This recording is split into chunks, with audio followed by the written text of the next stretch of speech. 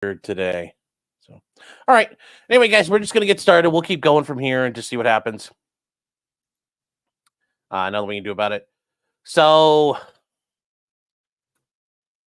yeah, yesterday was just, what did we learn, chat? Not a whole lot. Just apparently all the adults went out and drinking, and this Brian Higgins guy was out there too, but that's it, really. That's really it. I don't think we learned a whole lot, but at some point the prosecutor is going to present something that will be critical, and we'll find it then, Chad. Right now, I'm like, what is it going to be? Because I am not.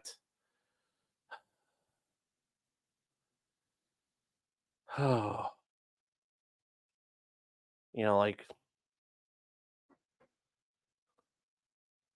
what is going to happen ultimately? And I am not sitting here looking at this like this is.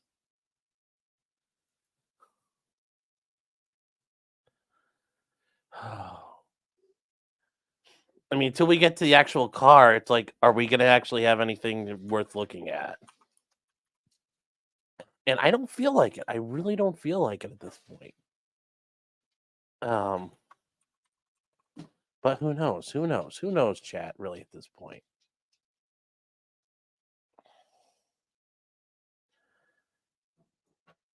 So, here we go. Anyways, day 8, carry on, read. Let's get started.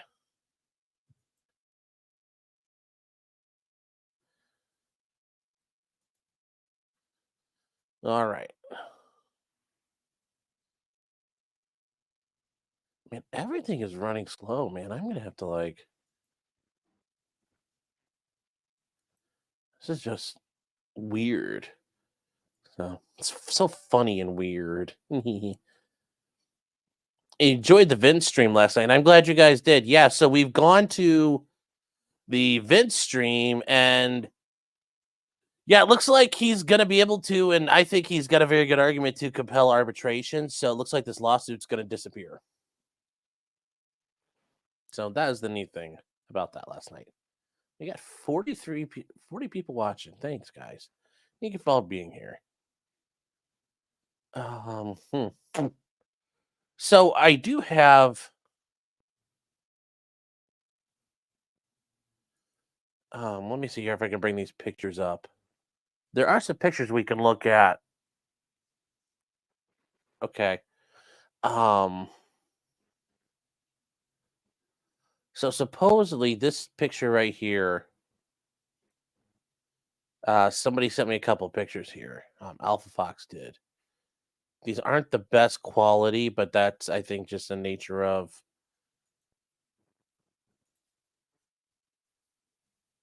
how this is all looking. So here is some stuff as far as the taillight's concerned. We could look at these because that's really the critical thing at this point.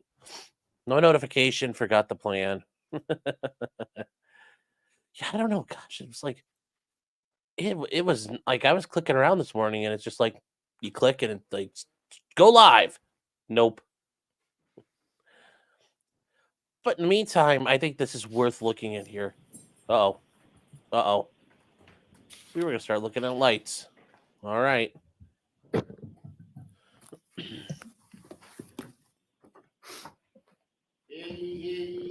All persons have any business before the Honorable Beverly Cannoni, Justice of the Norfolk Superior Court, in for the County of Norfolk.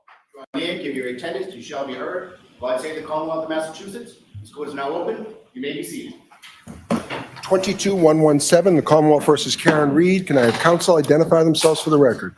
Alex for the Commonwealth. Good morning, Your Honor. Good morning, Mr. Lally. Good morning, Your Honor. Laura McLaughlin for the Good Commonwealth. morning, Ms. McLaughlin. Good morning, Your Honor. Alan Jackson for Ms. Reed. Good morning, Mr. Jackson. Good morning, Your Honor. Elizabeth Little, also on behalf of Ms. Reed. Good morning, Ms. Little. Good morning, Your Honor. David Yannetti for Karen Reed. Good morning, Mr. Yannetti. Good morning, Ms. Reed.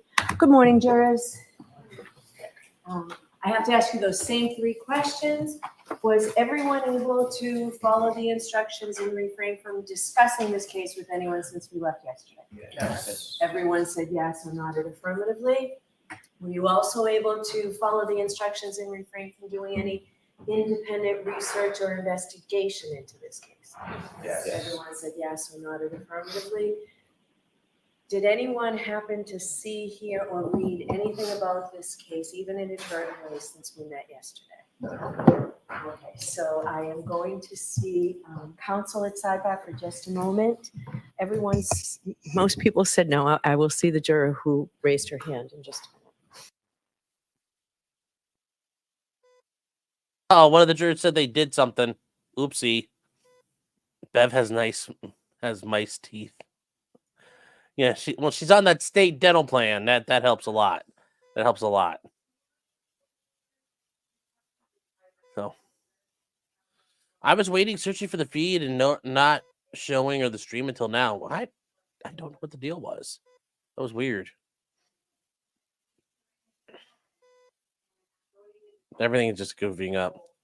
I did the juror's mom.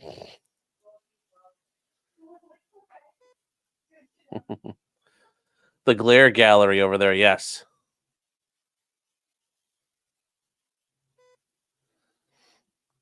Zero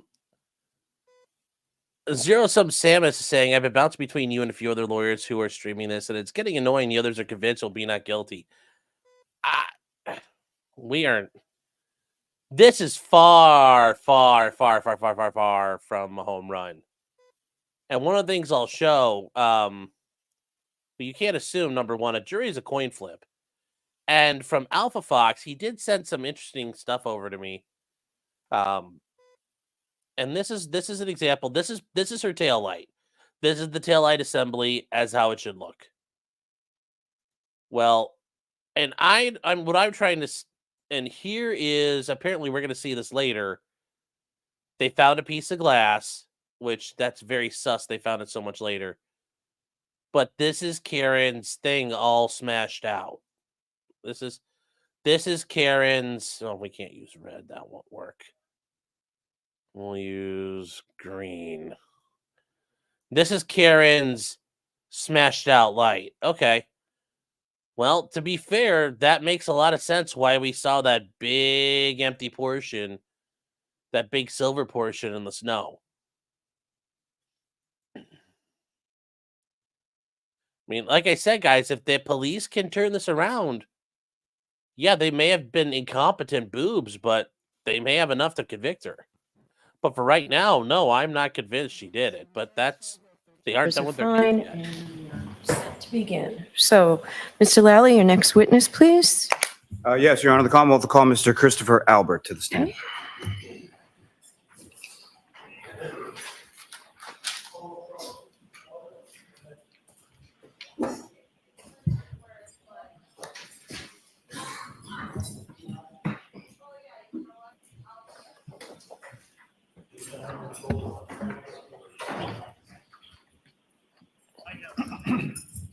Yeah, they've got an uphill battle, certainly. But they've made a lot of hay so far. You solemnly swear the evidence given to the court and jury in the case now hearing for the truth, the whole truth, and nothing but the truth, so help you God. Yes, I do. Thank you. Gotcha. Thank you.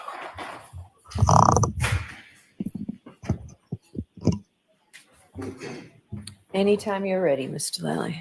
Thank you, Your Honor. Good morning, sir. Good morning, sir. Could you please state your name and spell your last name for the jury? It's Christopher Albert, Albert. And where do you live, sir? I live at 22 Maple Street, Unit L, Canton, Mass. And how long have you lived there? Almost 2 years. Sorry, go ahead. And how long have you lived in Canton? Since 1974. And so pretty much your whole life. Pretty much since I was 4. And prior to living in Maple, where did you live in Canton before that? 7 Meadows Ave in Canton. And how long did you live at 7 Meadows? From 2001 to 2021, about 20 years. And who, if anyone, do you live with now? I live with my wife, Julie, my oldest son, who just came home from the Navy, my middle son, Colin, and my youngest son, Dylan. And how long have you and your wife, Julie, been married? Roughly, gosh, you're gonna kill me. 21 years, around 21 years.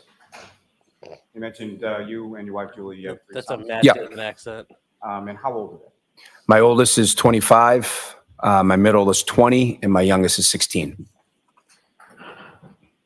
Now, do you work, sir? Yes, I do. What do you do for work? I'm self-employed. I own a small pizza shop. What's the name of the pizza? It's called D&E Pizza. And how long have you owned that? 25 years this March. D&E sounds kind of And, nasty, like a medical. Prior to that, did you work sort of in the That's same a medical industry? procedure. That's Same what industry, babies pretty out. much my whole life. And does your wife work? She does not. Does she help out with the D&E Pizza Shop? She does some of this behind-the-scenes stuff, yes. Now, when you lived on Meadows Avenue, did you have occasion to become familiar with someone named John O'Keefe? Yes, I did. And how is it that you knew John? So he bought the One Meadows Ave, the top house. I don't know exactly, maybe like 2017. So he became my neighbor, and I guess just from me driving by his house and coming home, I saw him, would wave to him and stuff, and that's how I initially became to know who John was. And you mentioned he bought the house at sort of the top of the street. Is that correct? Yeah, it's if you're coming off Pleasant, you take a right down Meadows. It's the first on the right. And then on Meadows Ave, about how many houses are on Meadows? Well, between us or all on the whole street, you mean? First down the whole street and then between. Yeah, so roughly on that whole street, I would say there's like close to 30 houses from top to bottom on both sides. And then how about in between 1 and 7? So there's two houses between mine and John's. And your house is both odd numbers. Are they on the same side? Same side, yeah. Now, you said that that's how you initially came to know John O'Keefe. How did your relationship sort of go on from there? So over the years, like he was friendly with some other folks that I was friends with. So we maybe be out occasionally and bump into him, but he would also come to my pizza shop a lot. He would take his nephew, Patrick, in my pizza shop a lot. So it was not uncommon for him to stop by a couple days a week. Usually just grab a slice. Now, you grew up in Canton, correct? Yes, And do you have any siblings? I do. I have 6. And what are the names of your 6 siblings? So my oldest is my older brother, Brian. I have a sister, Kathleen. I have she's older than me. And then I'm next in line. And then I have a brother, Kevin, then a brother, Keith, Brendan, and Timmy. 7 O's. Where is it that you sort of fit A good in Irish that family. sort of- I'm the third oldest. Now, your older brother, Brian, what does he do for work? He's a Boston police officer, or he was. He's recently retired. And your brother, Kevin, what does he do? He's a Canton police officer. And John O'Keefe, were you familiar with what he did for work? Yes. Yeah, I knew he was a Boston police officer as well. Now, sir, if I could turn your attention to January 28th, 2022. Do you recall that day? Yes, I do. And do you recall what day of the week that was? It's a Friday, I believe. And were you working at the D&E Pizza Shop on that day? I was. And at some point in time in the afternoon, who, if anyone of note, sort of came into D&E? John came in that day with his nephew, Patrick. And do you recall what did they get that day? I think they just got 2 slices of pizza, if I recall correctly. And what, if any, conversation did you have with Mr. O'Keefe as far as plans for later in the year? So he asked me if I had any plans that night, and I said, unfortunately, it's Friday, and I'm working pretty much till close. And I said, but it's my nephew's birthday, and I know a bunch of people are heading out, and I was planning on meeting up with them later when I got out of work. So I think I said to him, I said to him, I'll shoot you a text later if you're around. Maybe we can hook up. So in that sense, sort of, how would you describe your relationship with Mr. O'Keefe? That was a good relationship. Yeah. Would you consider yourself friends? Yeah, absolutely. Now, pushing forward on January 28th, about what time was it, if you know, that you sort of closed up shop that night?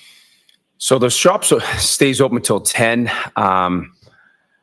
I know that I left sometime a little bit before 10. I had my wife drop me off some clothes it was like a ritual. She would, because those nights are tough for me to get out early and go home. So she dropped me off some clothes, and I remember just changing quick, washing up a little bit, and then leaving. So I think I left before the store actually closed a few minutes. Now, during the time or prior to you leaving the pizza shop, what, if any, conversation via text did you have with Mr. O'Keefe? He asked where I was. I said I was still working. And he said something like, why don't you talk to the boss, see if you can get out of there? And I just said, I'm married to this place. It's tough. I'll text you when I leave. And then I shot him a text, I think, when I got down to Waterfall. Vividly. And I said, where are you? And That's a bit got- sus And to where did me. you say that you were? he was at CF McCarthy's. Are you familiar with This both is of those super sus, establishments, guys. CF McCarthy's and Waterfall? Yes, I am. And with regard to your pizza shop, where is CF McCarthy's in relation to that, and where is Waterfall? How does he remember the text messages that vividly? That's sus to me. So if I was sitting at my front door looking out, CF McCarthy's would be to my right, and Waterfall would be down the street, diagonal, maybe like 200 yards on the opposite side of the street. So both sort of walking distance from where you were? Yeah, yeah. Now, your home on Maple, where is that in relation to those businesses on Washington Street, including your own? So Maple Street is like, probably from my pizza shop is maybe like a 5-minute walk. You know, it's not far. And a little closer to Waterfall. So maybe it's like a 7-minute walk from Deanie and like a 5-minute walk from Waterfall. And are there any sort of, in the area where you live, is there any sort of like town buildings or anything like that? Yeah, so I kind of live behind the library. Like you take a left on Maple, and the library is like 2 buildings after me on the left-hand side. And then the town hall is a little further down on the right. And the library that's around where you live, is that the only public library in? That's the, besides what's inside schools, yeah, that's the only public library. And, Library. So, again, I'm sorry, but what time is it that you leave D&E to go to Waterfall? Just before 10, maybe like 9:50-ish. And as far as meeting up with people, who is it that directs you to go to Waterfall specifically? I think my wife said, are you coming down? Are you there? She was down there. So I had a conversation with her. I think that's how I headed down there. You went there to meet your wife, correct? Yeah, she was down there. And you've been to the Waterfall before? Yes. And so when you walk into the Waterfall, where did you go as far as, who, if anyone, did you recognize when you came? So it's pretty much when you walk in, it's just kind of like open. And my wife was there. Matt was there. Matt McCabe was there. Jen McCabe was there. My sister-in-law, Nicole, was there. My niece, Caitlin, was there. I think when I first walked in, that's who was there. And you mentioned Jennifer and Matthew McCabe, is that right? Yeah. And how do you know them? Well, I grew up with, I didn't grow up with Jen. She's younger than me, but she's lived in Canton for a long time. My brother Brian is married to her sister, Nicole. So I've known her pretty much my whole life. And you were testifying earlier about some of the people that you and Mr. O'Keefe sort of knew in common. Would Mrs. McCabe be one of those people? Yes, yeah.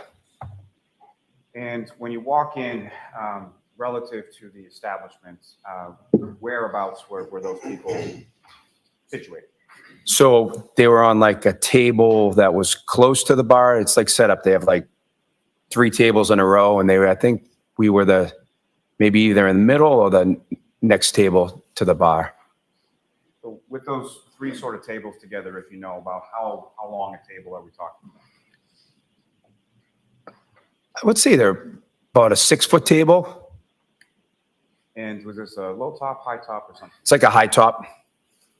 And located close to the bar, is that correct? Yes. what, if anything, do you recall from that evening as far as entertainment within the waterfall? There was a live band that was playing to the side. About how close to your table was the live band? Oh, within like 6 or 7 feet, probably. Fair to say, pretty loud in there? Pretty loud, yeah.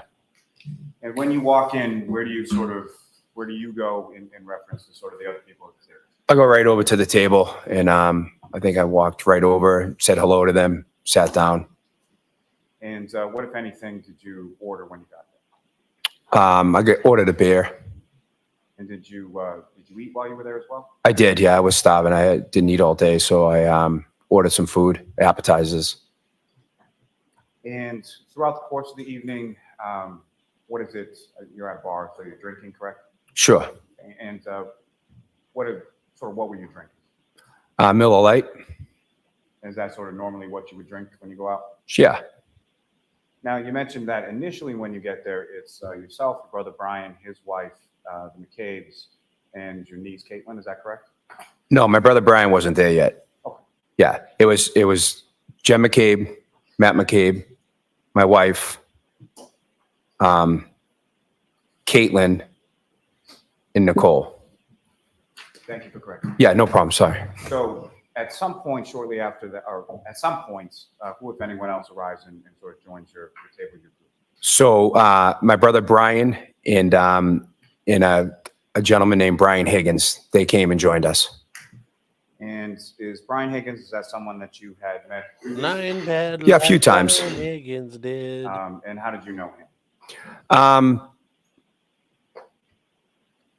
don't know how I initially met him, but probably just seen him around. I knew that he worked as an ATF agent. I knew that he worked inside the Canton Police Department, so I think I knew him from that, just being around.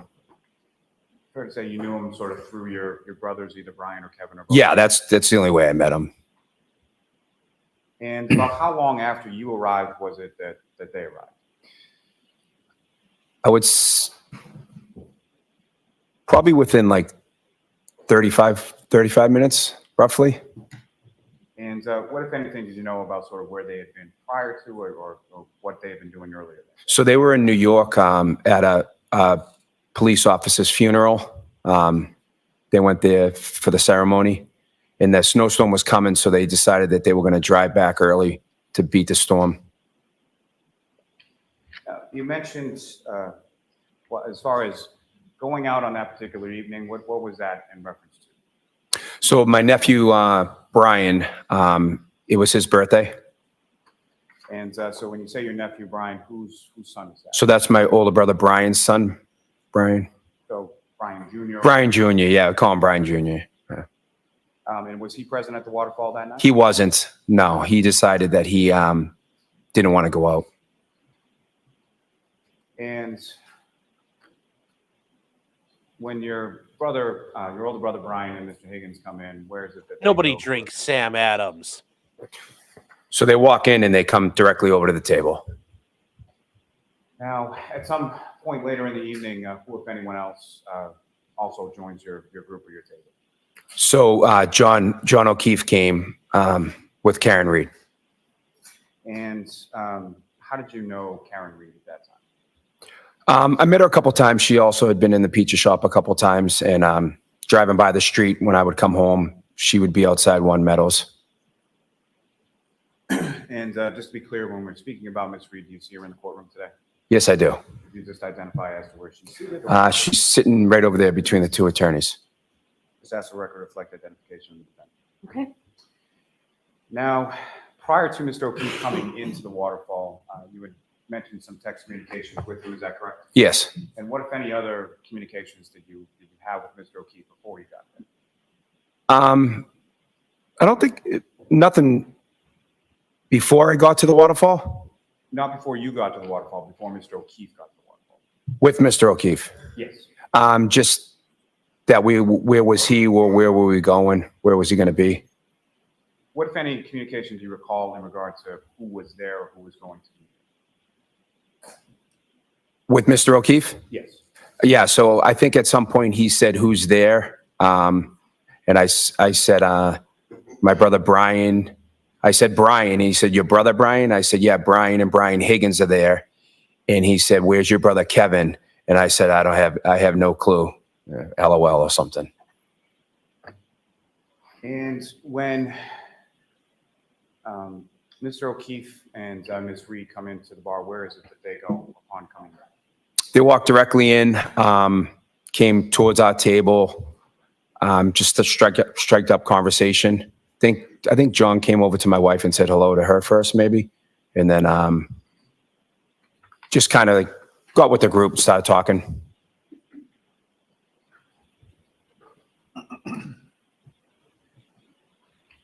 Now, fair to say Mr. O'Keefe knew your wife, Julie, as well? Yes. And how would you describe their relationship as far as you? Good relationship. And when Mr. O'Keefe and the defendant come over to the area where you and your wife is, what, if anything, did you observe the defendant to do? Well, when they came over, I think they started talking. At one point, when they first came over, the defendant came in with a glass underneath her jacket. And I thought that was kind of funny, and I laughed about it and made a comment about it. And what, if anything, did you notice sort of about the glass? What was in the glass? Anything like that? It was just a tall, like, cylinder glass with some clear liquid in it and a lime. And that was under a coat when she came in? Yeah, it was like she pulled it out.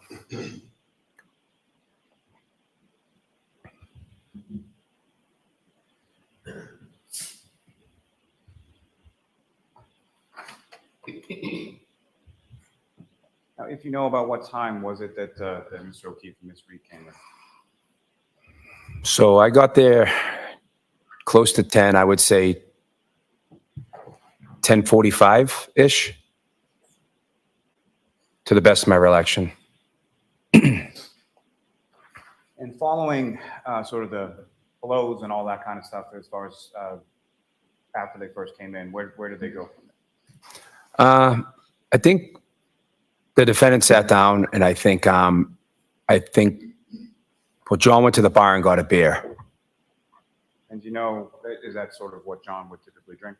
Yeah, Bud Light, I think. And you mentioned that the defendant sat down. Where does she sit down in relation to you and your wife? I think right next to, next to my wife.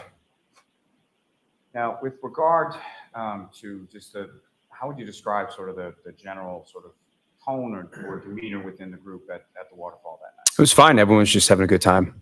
So no arguments, anything like No, that? not at all. And specifically between Mr. O'Keefe and the defendant, what, if anything, did you observe between them? I didn't notice anything abnormal. Now, if you recall, what was Mr. O'Keefe wearing on that evening? Blue jeans, baseball hat, and kind of like a pullover light sweatshirt type of grayish garment. I don't know what you would call it. It wasn't like a hoodie, and it's like a long sleeve shirt. Is that what he was wearing when he walked in? Yes. At any point in time, did you see him with like a jacket or anything like that? No. Now, as far as your observations of Mr. O'Keefe, what, if anything, did you observe about that clothing as far as any tears or any dishevelment of it at all? No, I didn't notice anything. It looked fine to me. And as far as Mr. O'Keefe, his person himself, what, if anything, did you observe as far as any injuries or anything like that? When you saw Didn't see anything. Looked normal. him? Now, after Mr. O'Keefe went to the bar and got a beer, do you know where he went from there? Just came back over to the table, started chatting people up. And when you say the table, was that sort of your area or was there a different area that he was? No, the same table, the same high top. Some people sitting, some people standing. And as far as sort of this length that you described, about 6 feet or so of that table, if you recall, sort of where were people situated around the table? I mean, I was sitting at one point because I was eating, so I was sitting in one seat. My wife was sitting in another seat. Matt and Jen was sitting in another seat. I recall John standing a lot. I don't think he sat at all. I think Karen was sitting at one point, probably like situated near, maybe across from my wife or next to my wife. Now, as far as Mr. O'Keefe was concerned, do you recall anything specific that you discussed or talked about while you were there that night? No, nothing in particular. And throughout sort of the course of the time that you were there, what, if any, discussion was there as to going someplace or wanting to go someplace after the waterfall? So we have this like little ritual that when one of my nieces or nephews turn 21, we go back to the pizza shop, like, you know, after hours and turn on the oven and make pizzas and stuff. And there was talk about going back there. Miss Reed asked if we could go back and make pizzas up at my pizza shop a couple times. And then there was some talk about maybe after someone mentioned going back to my brother's house after. And just to be clear, your brother's house, which brother? My brother Brian, And where did your brother Brian live at? 34 Fairview. You familiar with that address? Yeah, I used to live there, grew up there. So prior to it being your brother Brian's house, was that your parents' house? My parents' house, yeah. So that's where you and your siblings essentially grew up from the time that you moved to Canton? Yes. Now, as far as going over to your pizza shop to make pizzas, things like that, is that something that the defendant talked about once or more than once? A few times. And you referenced sort of this ritual when one of your nieces or nephews turned 21, and it was your nephew Brian Jr.'s birthday the following day, is that correct? Yeah, Was he turning 21 at that point? I think so. I can't remember exactly if he was 20 or 21. I think he was turning 21 though. So in relation to this evening of January 28th, that sort of ritual that you were talking about, when was the last time before January 28th that you had done that, if you know?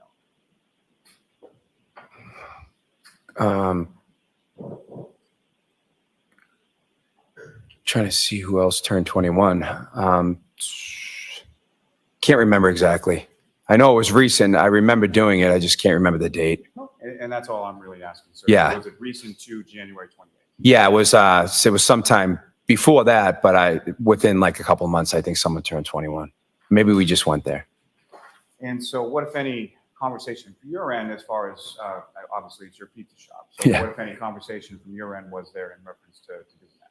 To doing that night. So we were doing a weight loss competition, me, Matt McCabe, and my brother Brian. And we had like 2 more weeks left in it. And we do it, every year, it's like a charity, we do it.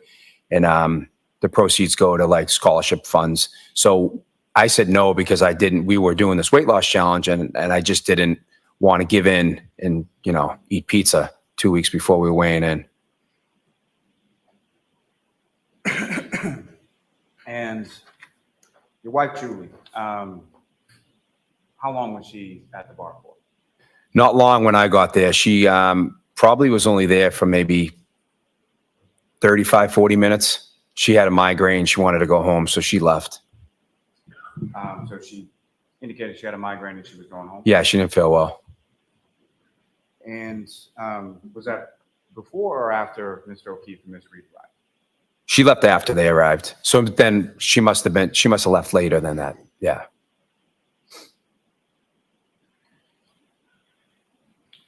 Now, later on in the evening, what, if anything, did you buy for the group? So at one point towards the end of the night, I bought a round of fireball shots for the group. And who partook in that, if you know? I don't remember exactly. Probably half of the people there took them. I don't remember everyone. I wasn't paying attention. And when you say sort of towards the end of the night, when was it that things sort of wrapped up with water?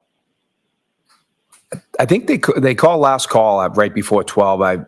Pretty much right before 12, it all started wrapping up. And as far as the group that you were with at the high top table, who, if anyone, from that group left first? So my wife left first, obviously. She didn't feel well. She left earlier. Then Brian and Brian left. My sister-in-law left. Matt and Jen left. I left probably second to last. I probably left last with John and Karen, or right around the time that John and Karen left. And do you recall, as far as you're leaving around the same time, do you recall walking out together or seeing them outside, or where is it that you recall sort of you leaving at the same time? My best recollection is I walked out roughly the same time, and I walked out the building and I come up Washington to the right, and they were either shortly after or shortly before me, and they walk up to the left. And when you say walk up Washington, did you walk home that night? Yeah, I walked home. And when you came out of the bar, what, if anything, did you notice sort of about the weather or what was going on with that? Just started snowing. It was cold out, and it just started snowing. The ground had like a light coat. Could you still sort of see the street? Or Oh, yeah, yeah, you could still see it. And you mentioned you walked out towards Washington, and Mr. O'Keefe and Ms. Reed did as well. Yes. And which direction? Did you go in the same direction, different direction? But when you come out the building, you have to go to the left in order to get onto Washington. So I come out to the left and then go to the right onto Washington, and they would go to the left onto Washington. They were sort of walking Opposite directions. on Washington. Yes.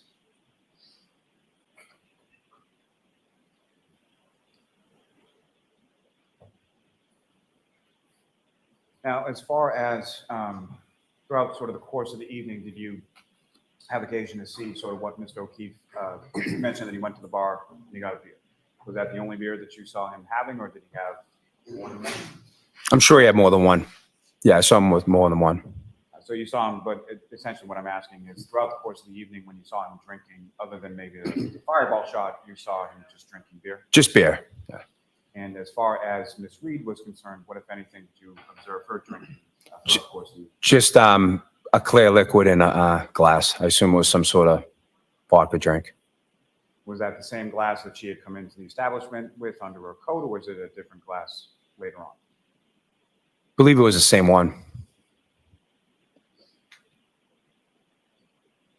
So you leave from the waterfall and you're walking home, is that right?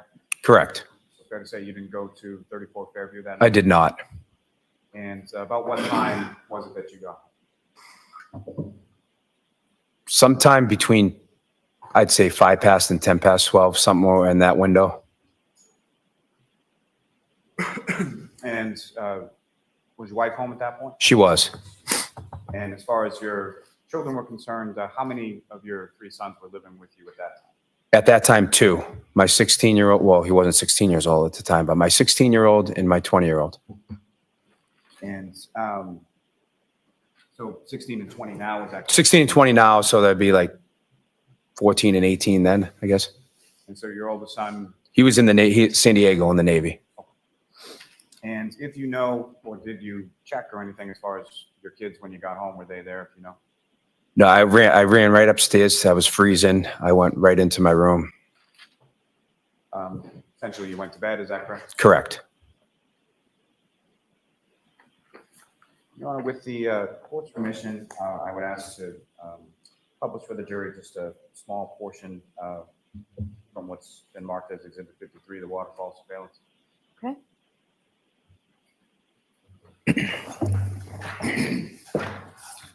Ms. Gilman, if I could have from Channel 3, the second video now. If you could just pause there for a moment, Ms. Gilman. Mr. Albert, looking up at the screen, do you recognize generally what's depicted up on that screen? Yeah, so those are the tables that I was speaking of that are like, there's like 2 or 3 in a row. Yep. I'm sorry, may I approach, Your Honor? Yes. I don't have any. My apologies. Thank you very much. So, sir, what I'm handing to you is a laser pointer. Basically, just click that button and point it up. Okay. Mr. Albert, using that laser pointer that I just handed to you, if you could direct the jury's attention to about where the high top is and then about where you were seated at that high top. So here's the high top. And I can't really see myself, to be honest with you, this far away. But somewhere, I think I ate on this side here, And as far as the bar is concerned, where would that be? back here. Wait. So this is from walking into the waterfall. Okay, so the bar is after. So that's the high top next to the bar. The bar's back there. And as far as the band that you were talking about that was playing, if you could direct the jury's attention where that was. On this side over here, it's kind of fuzzy, but that side. And Ms. Gilman, if I could ask you to fast forward to 1054.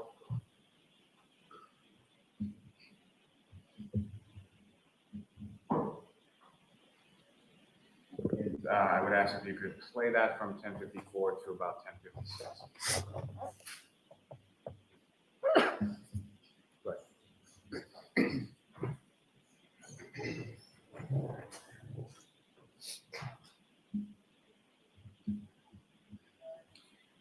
I'm sorry, if you could just pause briefly, Ms. Gilman.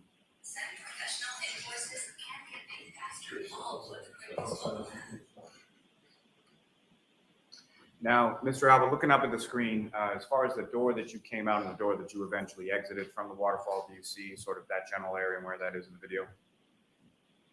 No, because I think it's offline here. I think it would be over here. So it would be off sort of towards the left, is that correct? Yeah, like down this way. Ms. Gilman, if you could press play.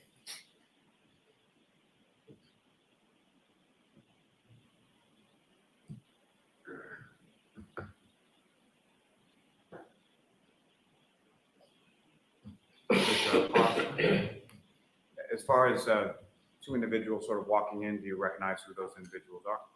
I do. That's John O'Keefe and Miss Reed. And again, Ms. Gilman, if you could just run it through 1056.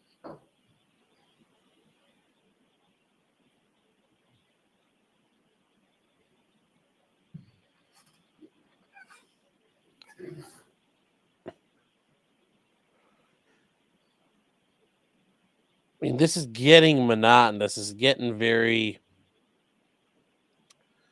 This is getting duplicative without really introducing any new facts. We get it.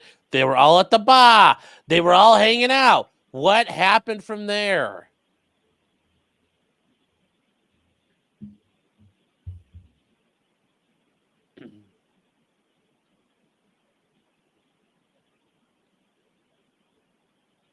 Like, let's.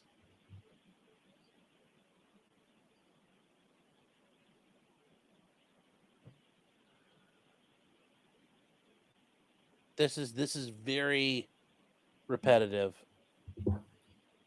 Come on.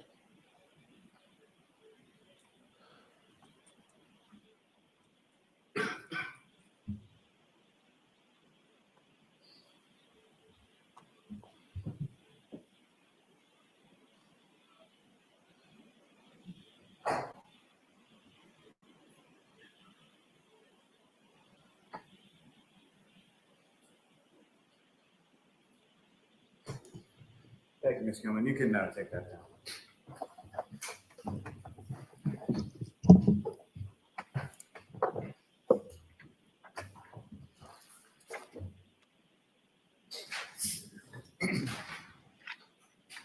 Now, Mr. Albert, as far as your son, Colin, do you know sort of where he was that night? Yes. So he was at my brother Brian's house for my nephew's birthday. And he came home sometime after you, is that correct? Correct. And essentially you came in, went to bed, so do you know what time your son came home that night? I know that. Do you know, just answer yes or no whether you know. Yes, And how do you know that, sir? because he opened the bedroom door and said, "Good night, guys. I love you. I'm home." And about how long after you got home was it that your son got home? I'd say within 10 minutes. And as far as sort of coming into your room, is that something that was required of your kids when they came home? He would always do that. Yeah, that was something just to let us know that they were home. Now, turning your attention to the next day on the 29th, about, obviously at some point you woke up, do you recall about what time that was? Um, 8-ish, 8:30-ish. So sometime between 8 and 8:30? Yeah.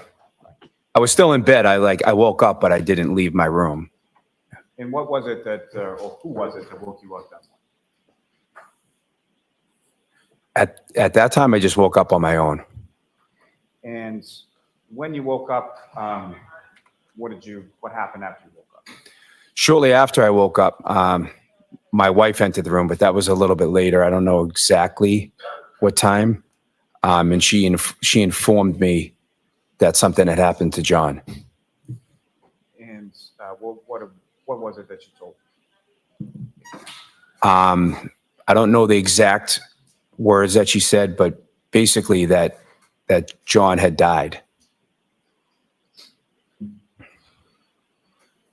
And what, if anything, did she indicate to you as to where John had died?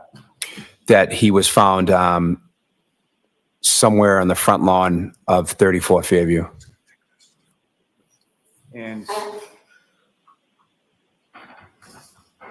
following receiving that information, where did you go, or where did you and your wife? I was in shock. I was like, "What are you talking about? Like, what do you mean?" And then I jumped up, and she's like, "Let's we have to go over. Let's go over to your brother's house." And about what time was it, if you know, that you got over to your brother's house?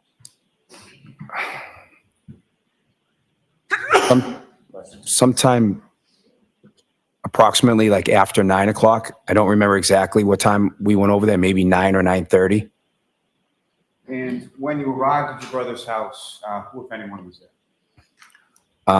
To the best of my from what I remember, I was there. My wife was there. My brother Brian, Nicole, Brian Higgins was there. I believe Matt McCabe was there, and Jen McCabe was there. When you came into the home, sort of where were they in relation? Just sitting at the kitchen table. And if you know, about how long did you stay at your brother's house when you came over? Maybe an hour. And where did you go from there? Afterwards, just home. Now, as far as subsequent to this, at some point within the days that followed, did you have occasion to speak with some troopers or members of the state police? Yes, I did. Okay. And how many troopers from the state police did you talk to when you spoke? 2. And where was that? At my condo. Thank you, sir. I have no further questions. Okay, cross-examination. Thank you, Your Honor. Hopefully this is good. All right, here we go. Good morning, sir. Morning, sir. Mr. Albert, you and I have never met, correct? I don't believe so. You've testified that you've essentially lived in Canton your whole life, correct? Correct. Moved there when you were 4 years old? Correct. And the house to which you and your family moved was 34 Fairview, correct? Yes. You lived there for how long?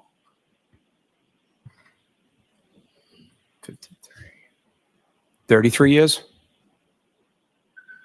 And you currently own D&E Pizza in Canton? Correct. I believe you testified that you've owned it for approximately 25 years? Correct. Clearly, you have a lot of ties to the city of Canton. Would you agree? Sure. You live there? Yes. You work there? Yes. You have family there? Yep. You raised your kids there? Yep. And you also are a town selectman in the city of Canton? Or Recently elected. the town of Canton, I should say. It's a town, correct.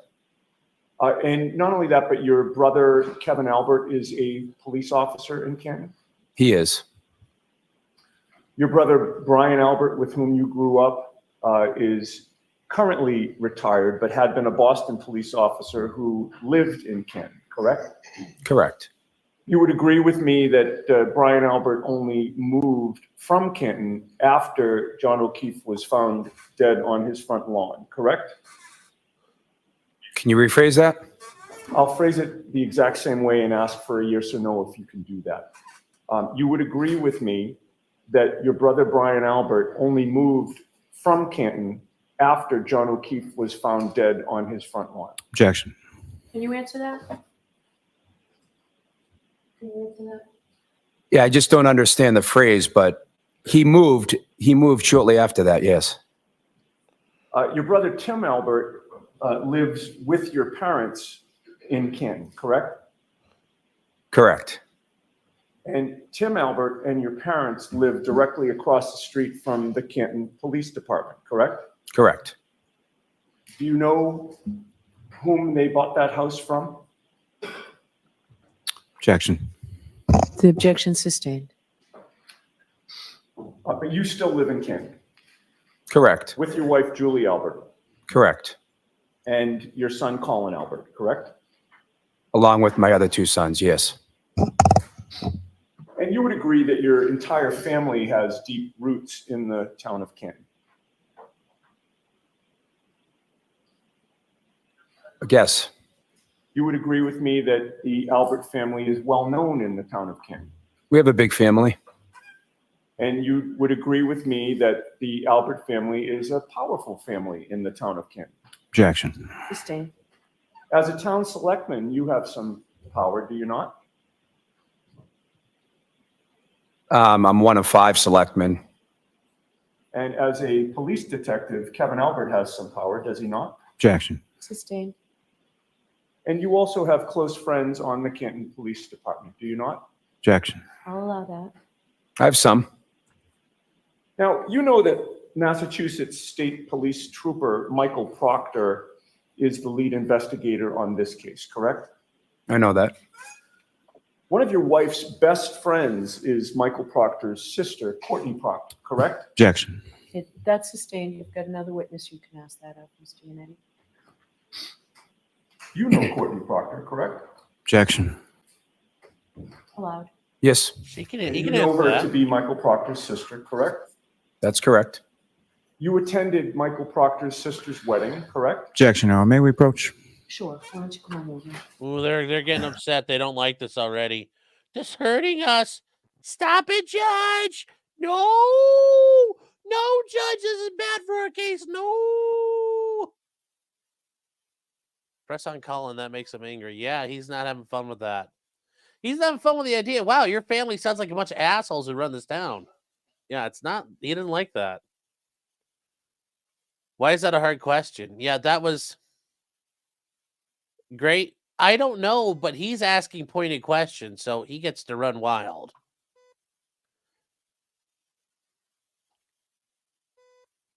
Yeah. I don't understand what that one means. Like, honey. Nobody's buying that. Yeah. Yes, the prosecutor got up there saying, "It's not true, Your Honor. They're being disloyal defense attorneys. They must suffer. Suffer, Karen. Suffer." Oh, so let's see here. She shouldn't be sustaining these objections at this point. The one about asking Proctor about information later. Yeah, that's fair. They can do that. Yeah, the lawyers suffer.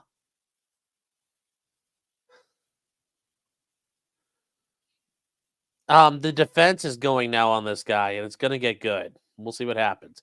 Literally just started. Some things real quick.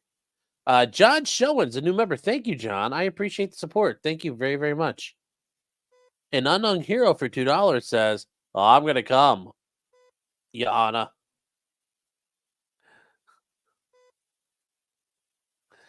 Oh. Yeah. Suffer, Commonwealth. Suffer. Suffer. Suffer, Massachusetts. Who is removing comments? Probably YouTube. YouTube's removing comments, guys. My mods don't touch comments.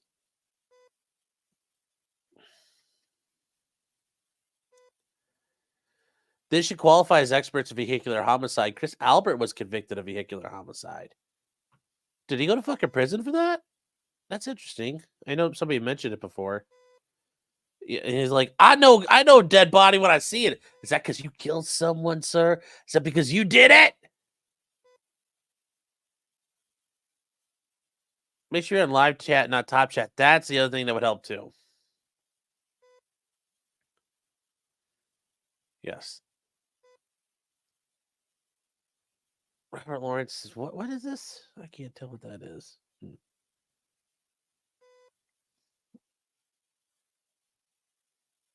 He got 6 months in the county jail. Ah.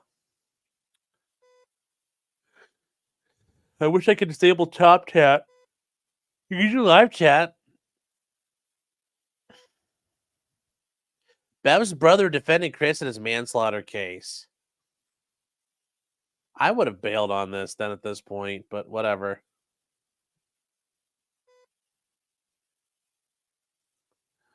Oh, I mean that's just sketch. You're a little bit like a sketch artist, just a little sketch. Like a flip book. It's like a artist flip book. Just little sketch. Just a little sketch.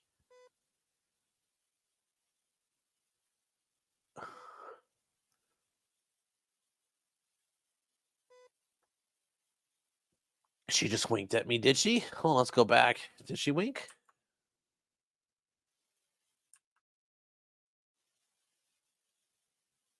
Well, let's...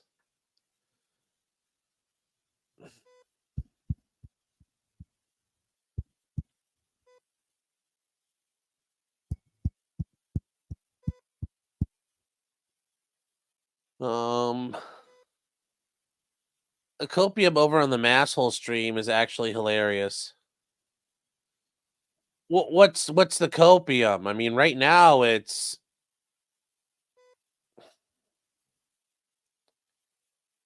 What are they freaking out about?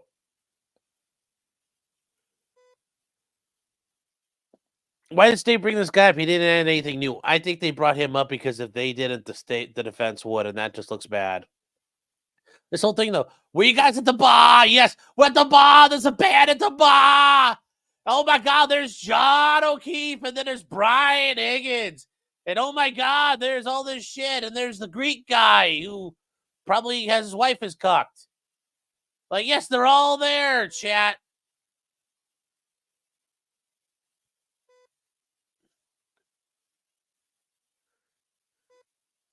Well, here's the thing. If the defense is cheating, fucking good on them. Fucking good on them. Like, if they're cheating, I mean, that's how this works. That's how this work. That's how it work. I got here's you know, it's like the rules, state law and rules of being an attorney. I get to operate all in there, and if I can all up in that, and if I get to win, yeah, boy. Mashal Stick is Kieran is guilty because Aiden is a bad man. Yeah, but I like I said before, though, it'll be fucking hilarious if Kieran gets acquitted and Turtle Boy gets convicted. Hello. Hello.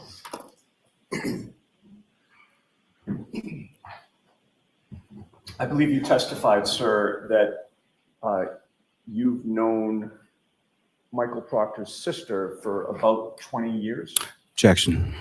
I don't think he said that, but we'll let that stand and then move on, please. About 20 years. You testified. Or if that's, I believe, didn't you testify to that on direct examination just moments ago when Mr. Lally was asking you questions? objection, Your Honor. Next question, Mr. Unetti. Objection sustained. How long have you known Michael Proctor for?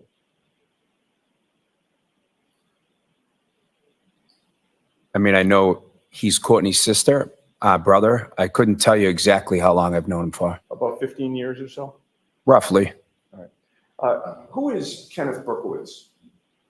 The former Canton police chief. And how do you know him? His son and my son, the same age. So they played on some sports teams when they were younger together. I think that's when I first came to know Ken. You became friendly with him. I became friendly with him, sure. And how would you characterize your relationship with him? Friends? You've seen him socially. Really? You've been out for drinks with him. I think maybe once. And you've known him for how long? 20 plus years. And you say you've only been out with him for drinks one time in those 20 years? I can't even remember if it was with drinks one time. Yeah, no. What other types of activities have you done together? I can't think of any. I think he came to an event that I held one time. That's about it. Have you been out with him in a group setting? That event that I just mentioned, yeah. And what event was that? It was my campaign event when I was running for select board. He was one of your supporters. He came by. Did he donate money to your campaign? I think he did.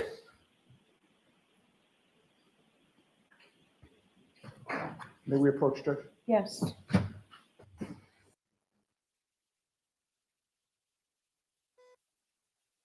It's gonna get interesting.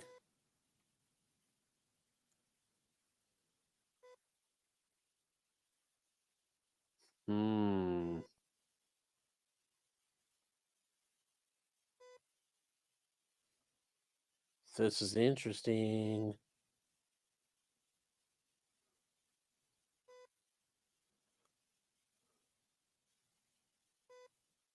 Let's see what they're going to talk about, though. I don't know.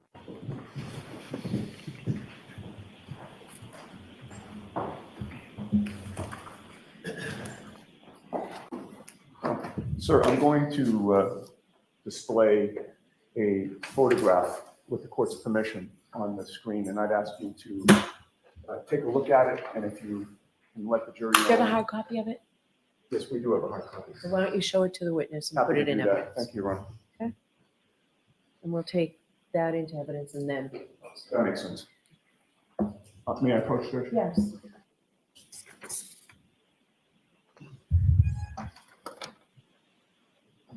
Okay, sir, I've handed you a photograph. Do you recognize what that depicts? Yes.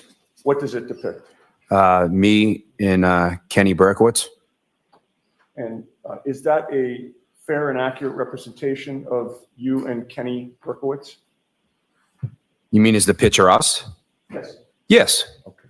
I would offer that, Your Honor. Okay. Oh, wait. 55.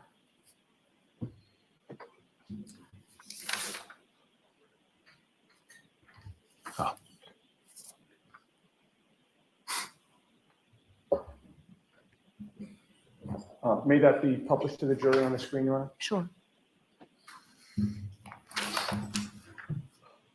So, Mr. Albert, that's obviously you on the right and Kenny Berkowitz on the left. Correct. Have you seen that photo before? I believe I've seen it. Do you recall when? I believe that's my fundraiser for when I was running for the select board, that event that I spoke of earlier. Okay. And when would it have been that you saw that photograph?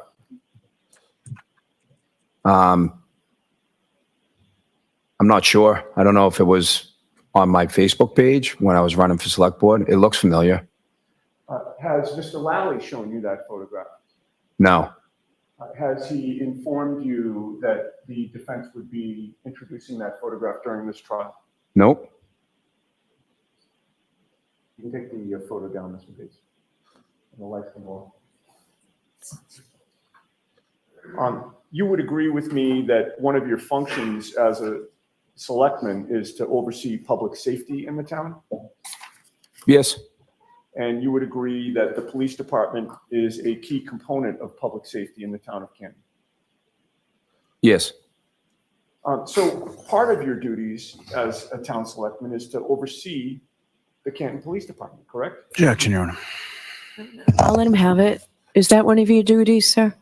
I believe so. I'm new at the, I'm recently elected, so I'm just going now through it. elected. But yeah, He I walked believe into so. that.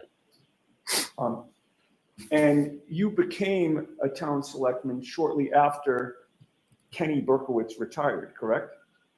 I'm not sure when Kenny retired.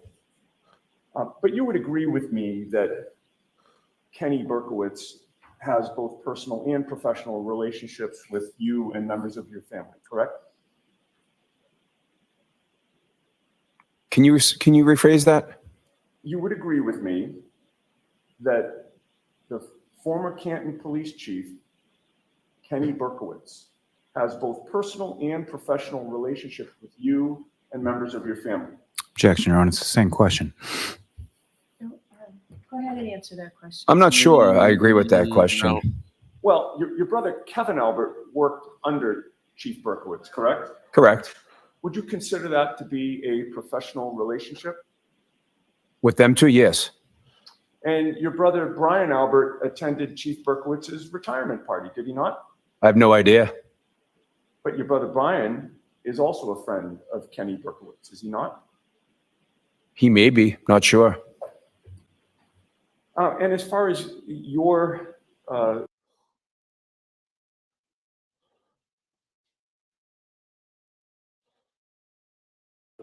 ties to the Canton Police, you would agree with me that Lieutenant Michael Blank is a member of the Canton Police Department, correct? He is. And you've been friends with him for years, correct? I've known him for a long time. You've been childhood friends with him since the age of 12, correct? Somewhere around there, maybe earlier. And you're tight with him. I don't know if I'd call it tight. He's not an enemy of yours, is he? Oh, God, no. No, he's a friend of yours, correct? Sure. And does sure mean yes? Yes. Now, your older brother, Brian, you've already testified, was a Boston police officer for years, correct? Correct. And he achieved some notoriety on a television show, did he not? Objection. Okay. He was in the fugitive unit? Correct.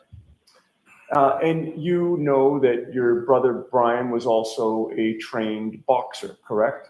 Objection. Sustained. Brian is a lot bigger guy than you are, correct? Objection. Sustained. Your brother Brian Albert is someone who is close to his family, correct? Yes. And when I say his family, I'm talking about not just his, wife and children, but also his extended family, correct? Yes. You were part of his family, obviously, correct? Yes. And your son Colin is part of his family, correct? Yes. The Albert family is close, correct? Yes. You all essentially grew up in Canton, correct? Correct. And you hung out with each other growing up, correct? We were siblings, so Of course. yes. And you still hang out with each other quite often, correct? Like all of us, In various combinations. we have different relationships with my siblings. Sure. But you see some more than others, but you hang out with your family, do you not? Yeah, mostly during holidays, And you go out for drinks together, correct? occasionally, And you're protective of each other, correct? like most families. And if someone had a dispute with a member of the Albert family, Brian wouldn't be happy about that, correct? Objection. Sustained. You know that Brian would stick up for your kids, correct? Objection. Sustained. Your son Colin is particularly close to your brother Brian, is he not? Objection. I'll let him have that. Do you know? Yes. In fact, your son Colin was a football player through high school, was he not? Yes. What was his number?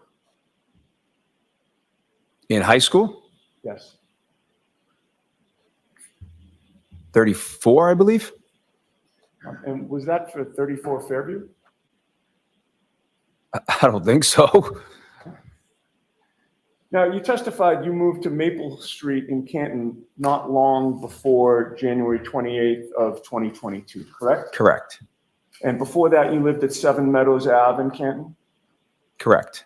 And that was when John O'Keefe was your neighbor, correct? Correct. I believe you testified he was a couple of houses away from you? Yes. And he was your neighbor for a series of years, was he not? Yes. While he was living in the neighborhood, you knew that he was working as a Boston police officer, correct? Correct. And you were familiar with him, correct? What do you mean? What do you mean familiar? You knew who he was, you know, you became familiar with Yeah, he him. was my neighbor. I knew who he was. And you knew that he was not married, correct? Yes. And at a certain point, you knew that he was dating Karen Reed. Yeah, at some point. All right. Now, you would agree with me that your family has a police background, sir, correct? I wouldn't agree with that statement. Two of your brothers are or were police officers, correct? Out of 7 of us, yes. And you knew friends of your brothers who were also police officers or in law enforcement, correct? Correct. And you had already testified that you know some members of the Canton Police Department, correct? Correct. And you socialized with police officers, did you not? Have I? Sure. You've been to bars with police officers, correct? Correct. And you've drank with police officers, right? Sure. And we were friendly with police officers, correct? Yes. And with regard to, I'd like to ask you some questions about people specifically connected to this case. We've established that Lieutenant Lank has been a friend of yours for years, correct? Yes. We've established that you know former police chief Kenneth Berkowitz in such a way that you feel comfortable calling him before this jury Kenny Berkowitz, correct? I know Kenny. Yep. And he's actually donated to your campaign when you were running for town selectman, correct? Correct. And you also knew Michael Proctor prior to January 29th of 2022, correct? Correct. You've attended social events together with him, have you not? Objection. I'll let that one question. Couple. So at some point, Michael Proctor came to question you, did he not? Along with another trooper. Correct. And at the point in time when Michael Proctor came to question you, you knew who he was, correct? Yes. You knew him by face, correct? Correct. And you knew him by name, correct? Correct. There was no need for Michael Proctor to formally introduce himself to you, was there? Objection. Sustained. What did he say when he first walked in the door in terms of introductions? Objection. Sustained. May we be seen as sidebar judges? Sure.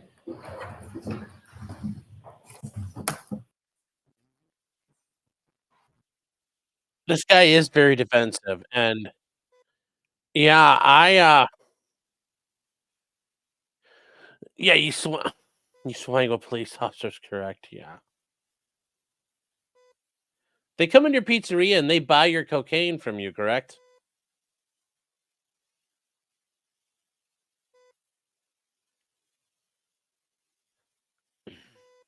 Hmm. Yeah, this is.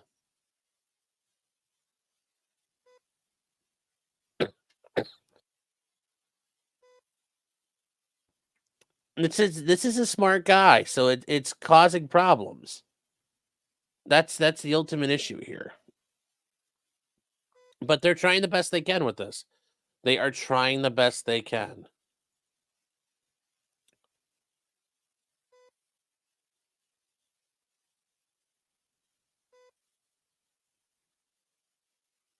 Yeah, it's very tense. You can feel the tension. It's palpable. Why am I cracking you up right now? Why am I cracking you up? I don't trust this guy. I'm on the jury. He feels one-sided. Yeah, but it's like I said. We'll see here. We'll see here.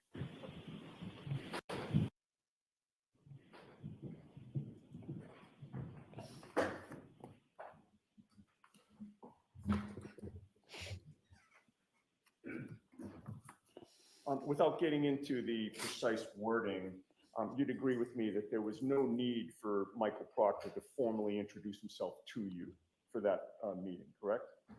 Yes. He didn't need to say, "How do you do? I am Michael Proctor," correct? No. No. Do you consider the Proctors to be the Albert's second family? Objection. Do you consider that? No. You are aware that there are members of the Proctors family who have posted publicly that the Alberts Objection, are Your their Honor. second family, correct? So the objection is sustained and I'm striking that question. Disregard.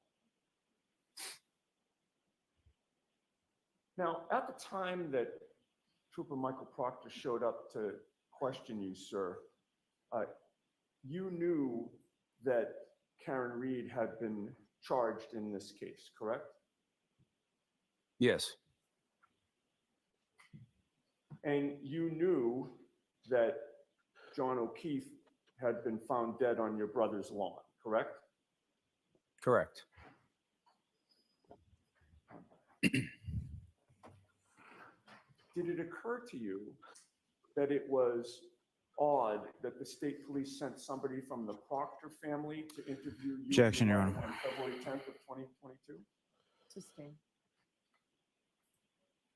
All right. Now, you've testified that on January 28th of 2022, that day, that Friday that you were working, John O'Keefe stopped into D&E Pizza, your shop, correct?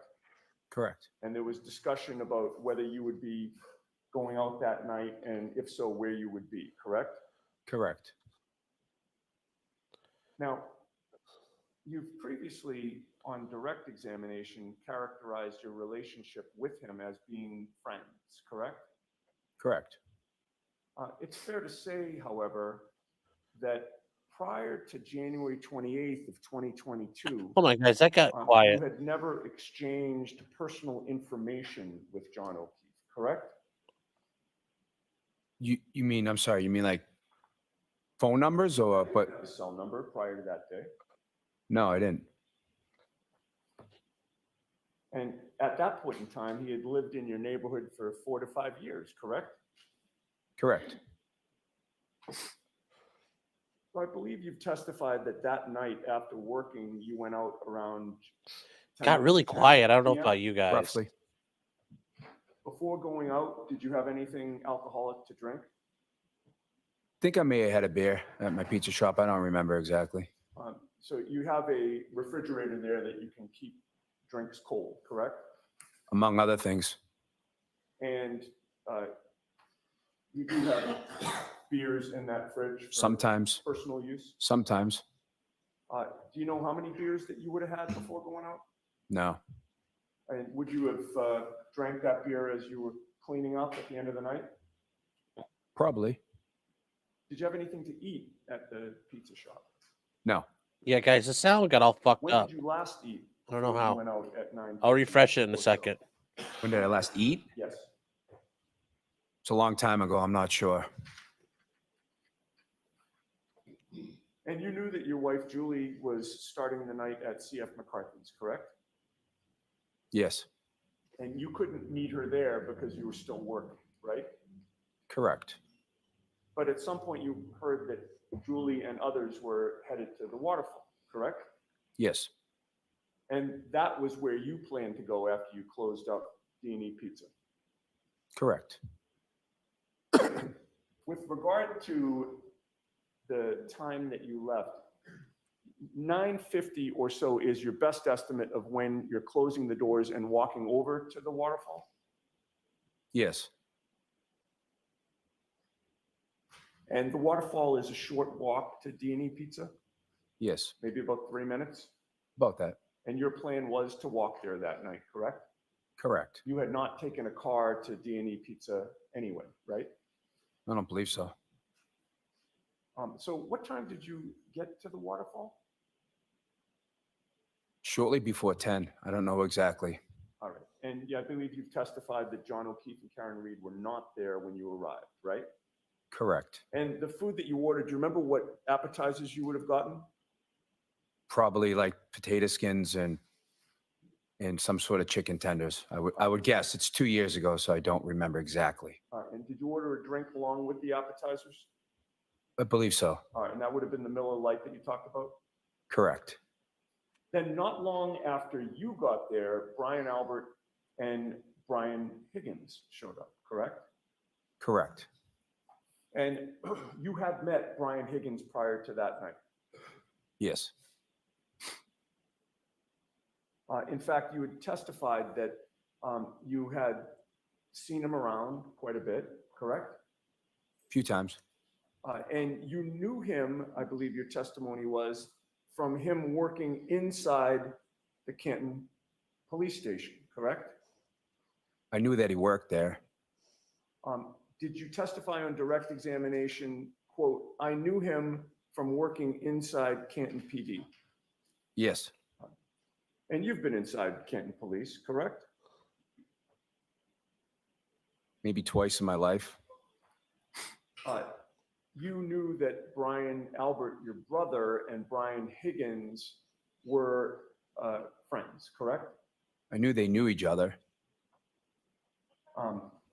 So are you saying that they were acquaintances?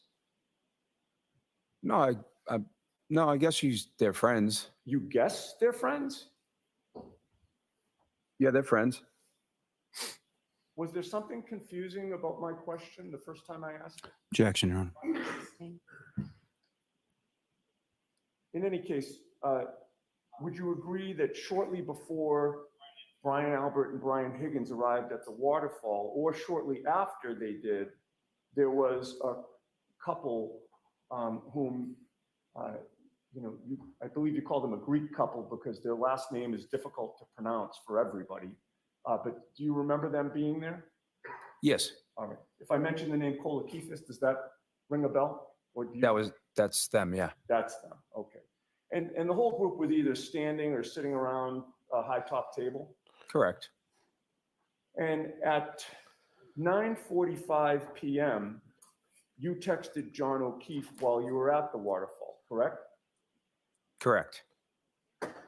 Would you agree with me that the language of your text was, quote, get over here or I'll fuck up your lawn, end quote? That was one of the texts.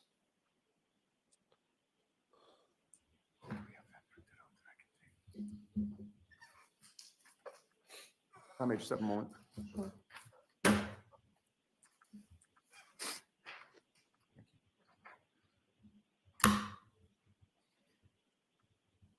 May I approach? Sure.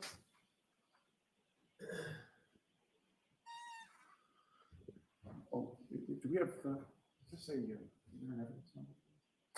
It's remarked. Okay. I'm sorry, I don't think I asked to approach. Go, that's fine. Thank you. I've placed a document before you, sir. Take a look at that and tell the jury whether or not you recognize it.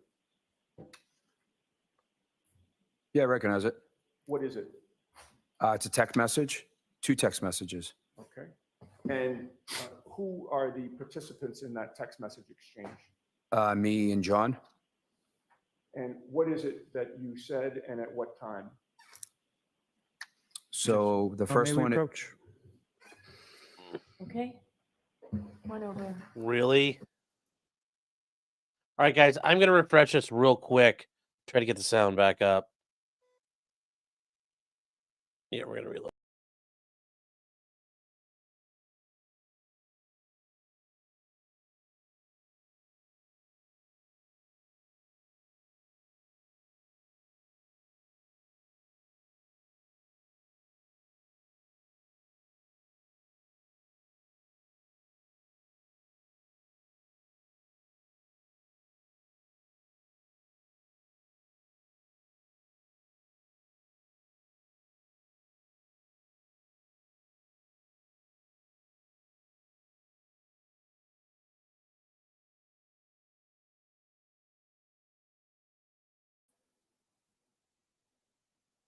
All right, chat, we're back. No, I refreshed both. I don't know what the deal is. I want to make sure they're both working fine. So.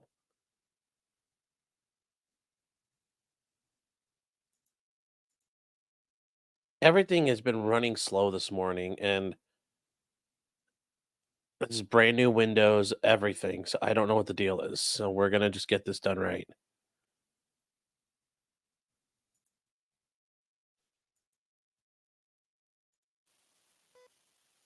Hopefully that fixes our problem. So what was happening? They've got some text messages. They've got some text messages. Is this the local feed? It's the local NBC affiliate. It's the local NBC affiliate. We're not using Long Cock. They've got like a million different things along the bottom of the screen. It's like, who the hell's gonna watch all that? Truth Finder. Like, how cringe can you be?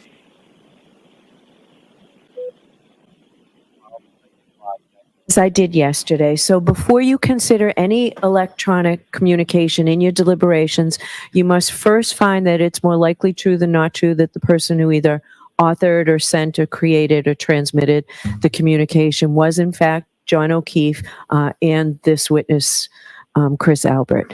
If you do not find that it's more likely true than not that John O'Keefe sent one or that this witness was the person who sent the message or transmitted it, then you may not consider it in deciding this case. So you have clarification a bit, Mr. Yannetti, at this point? I do, yes. And just for the record and for the juror's edification, this is part of Exhibit 48, which is already in evidence. But I would ask that this particular exchange be posted on the screen with the court's permission. Sure.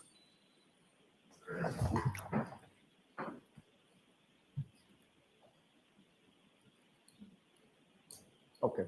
And so you'd agree that when you say it was two text messages, they're both with regard to the same subject, correct?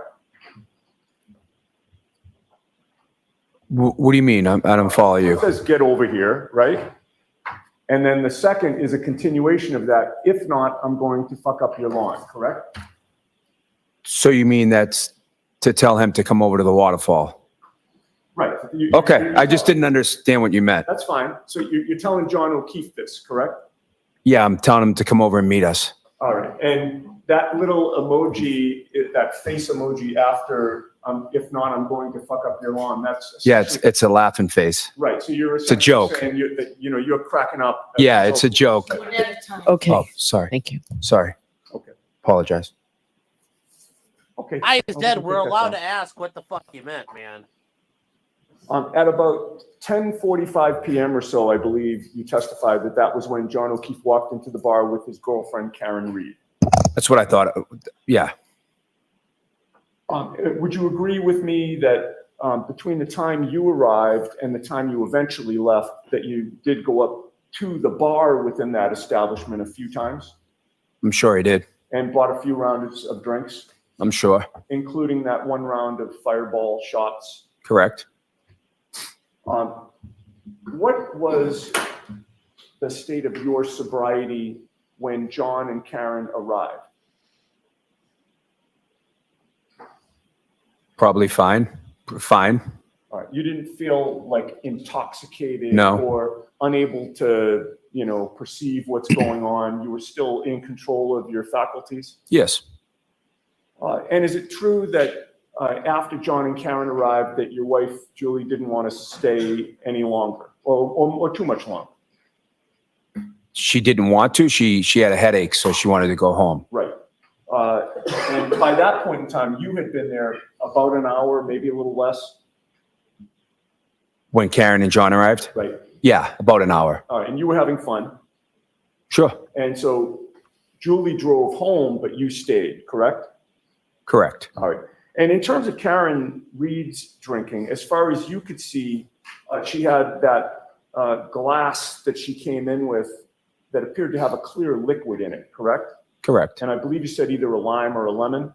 Thought I said a lime, but yep. Okay. And you assumed that was, vodka and soda water or vodka in some type of mixer, correct? That was clear? Correct. And if she was, while drinking that night, if she was mixing in water in between alcoholic drinks, it would have been impossible for you to discern which drinks were water and which drinks were vodka, correct? Yeah, I would have no idea. You can't tell that by eyeballing a drink, right? No. Because both liquids are clear. Yes. And Yeah. in order to discern that, you'd actually have to be given a sip to see, right? Okay. But in any case, Karen did not appear to be under the influence of alcohol to you. I didn't notice anything. She wasn't stumbling, correct? Nope. She wasn't swaying. I didn't notice. She didn't appear to be unbalanced, correct? I didn't notice anything. She wasn't slurring her words. Nope. She wasn't talking gibberish, correct? No. She was engaging in normal conversation and she appeared to be under control. Yeah. And would you agree with me that she also appeared to be affectionate with John O'Keefe? I wasn't really watching their interactions too much, to be honest. But in any case, you never saw any arguing between the two of them. I wasn't really paying attention to their Okay. And interactions. you didn't perceive any tension between them, correct? I didn't notice anything irregular. Okay. And from your observations of Karen Reed that night, and you were there probably over 2 hours, were you not? Total? About that, yeah. From your observations of Karen that night, you would have had no problem with her driving a car, correct? I wouldn't even have thought about it. Okay.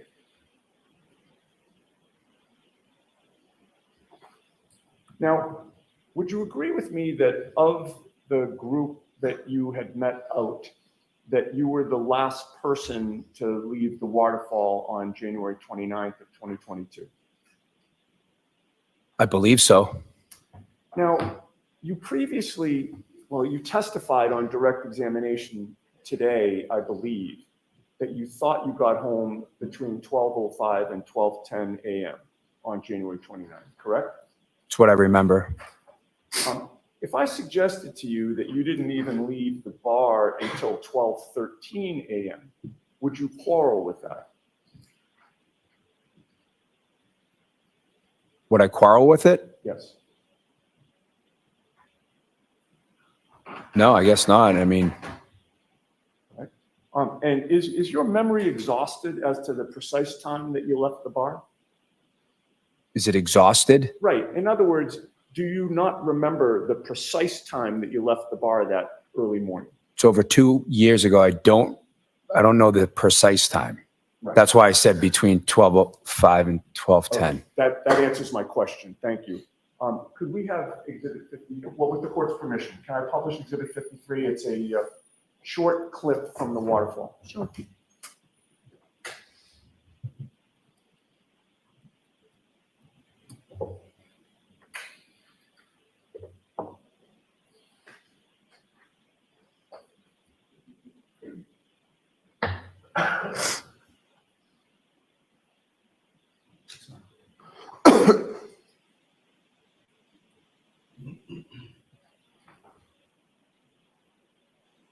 I think we need to back it up. Maybe start.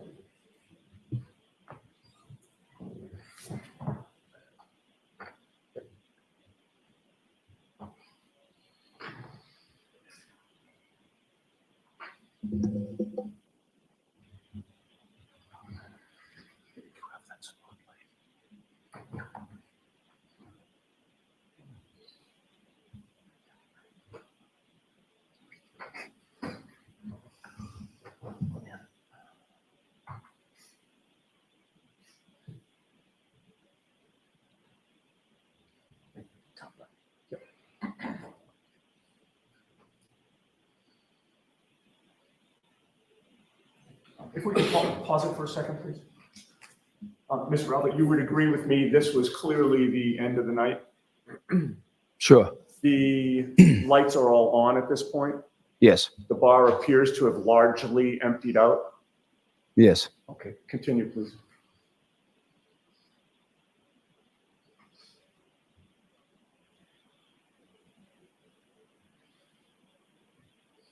Pause it.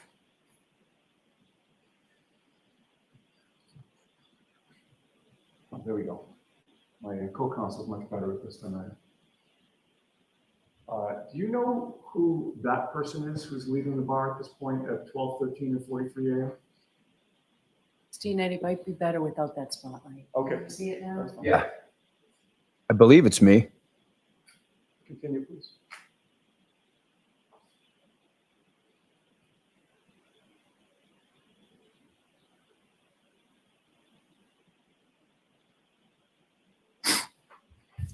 Okay. You can take that off the screen. So having now viewed that video with the timestamp of 12:13 and about 43 seconds or so, does that refresh your memory as to when you left the waterfall? Yes. That would mean it would have been impossible for you to get home to Maple Street by 12:05 or 12:10, correct? Correct. Now, it was about maybe a 7-minute walk home. Would you agree with me? From Waterfall to Maple? No, I said 7 minutes from D&E to Waterfall. Waterfall to Maple is probably less than 5 minutes.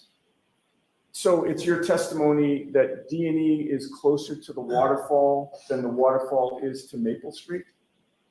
I've been muted and we're D&E's live. farther away What is me? from Waterfall than, farther away from where I live than Waterfall is. I understand. Oh, I don't follow you. I'm sorry. I'll try to clarify. I Okay. don't mean to be confusing here. Oh, it's fine. I'm not asking about the distance between D&E and your home.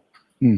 I'm trying to compare or ask you to compare the distance between D&E and the waterfall and then the waterfall and your home. Do you see the difference? I think so. Would you agree with me that your home is farther from the waterfall than D&E Pizza is from the waterfall? I don't follow you. I'm sorry. Okay, so let's take it step by step. D&E Pizza to the waterfall, are they on the same street? Yes. How many establishments, if you know, are between D&E Pizza and the waterfall? Just a few. Okay, so it's a very short walk from Yes. D&E Pizza to the waterfall. Yes. Correct? Your home on Maple Street is not on the same street as the waterfall, correct? It's off of the same street. But it's not on the same street. No. And your home on Maple Street is farther from the waterfall than D&E Pizza is to the waterfall. Is it Correct. not? Correct. Okay. I didn't understand it earlier. No, I Apologies. know it. I'm trying to work through this because I'm not trying to trick you here. I just want to get the answer. So you would agree with me that it would take you longer to walk home from the waterfall than it would take you to walk to the waterfall from D&E Pizza. Correct. All right. And I believe you said that one walk was 7 minutes and one walk was maybe less than 5 minutes, correct? Yes. All right. The 7-minute walk would have been the walk home as opposed to the walk to the waterfall, correct? Yes. All right. So you have agreed that you left the bar at 12:13, almost 12:14, according to the video, and it would have taken you about 7 minutes to walk home, correct? Not exactly sure how. I think Can I see Counselor Teva for just a second, please? Why is she getting involved? No. Why are you getting involved here? If he doesn't know what's going on, that's his damn problem. Why is she stepping in now? I wonder what she's stepping in for.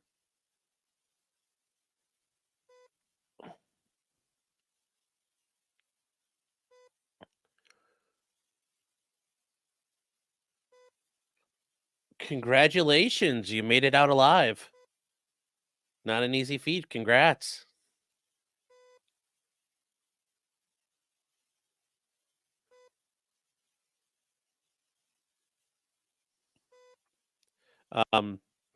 Now you're starting bar prep, so good luck with that. I'll let you in on a little secret. When you do bar prep, here's what's going to happen.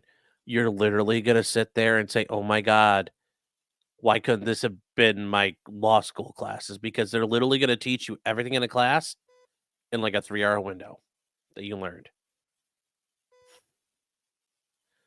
You might cry. Well, now's not the time for fear. That comes later. No, that's the courtroom. That's the courtroom, guys. So, but congratulations. Take a little bit of time. Brad says I could probably pass a bar with these. Well, it's not just like the subjects, because bar prep's about a month and a half long, and they distill everything down. Bar prep, you feel like you kind of got ripped off going to school. Thank you.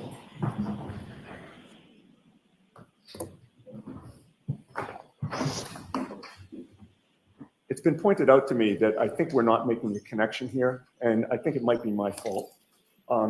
With regard to the timing of how long it took you to go home, I believe your best estimate is about 5 minutes. Is that your testimony? And when I say home, I'm not talking about from D&E Pizza. I'm talking about that early morning when you're at the waterfall.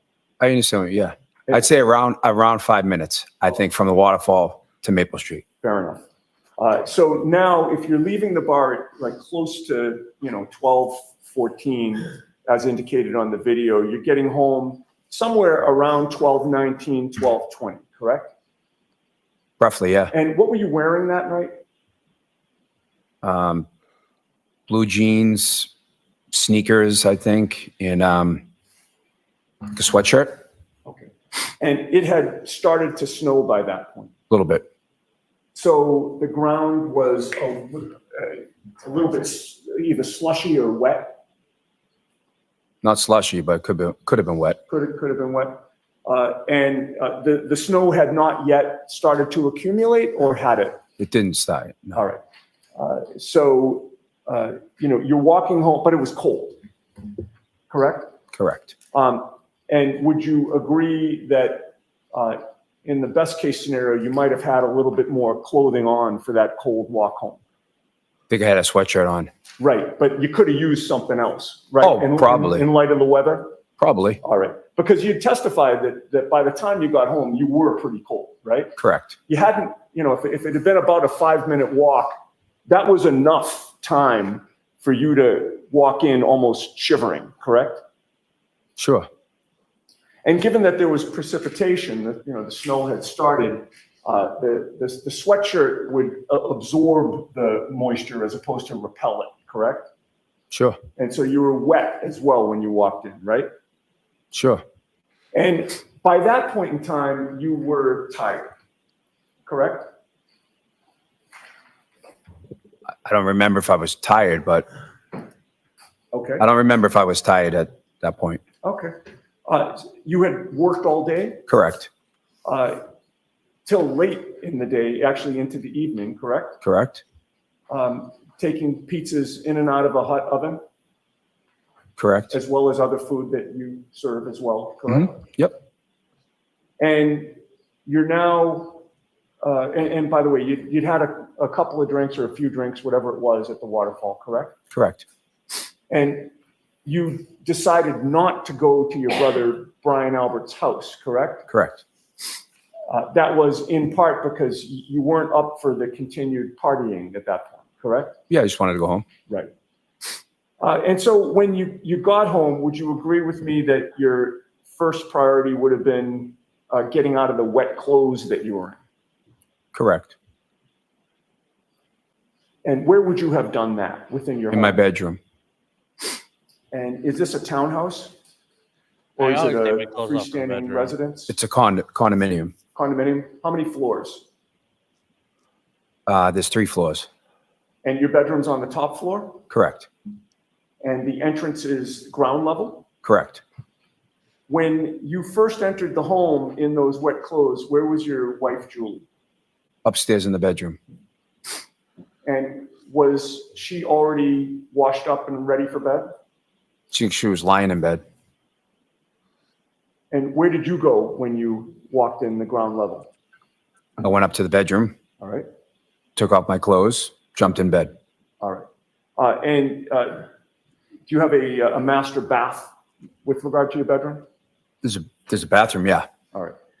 That would have been where you brushed your teeth But yeah, and washed up? but that's where I would do those things, but I didn't do them. You didn't those do things. either of those? No. I didn't watch Okay. behind my ears. Did you grab a drink of water before you went to bed? Nope. All right, so you essentially No, just wipe the blood came off my home, hands. and I think we agreed it was around 12:20 or so, give or take a minute. Roughly. And you made a beeline for your bedroom. Correct. Did you fall asleep shortly thereafter? Soon after, Within 5 minutes or so?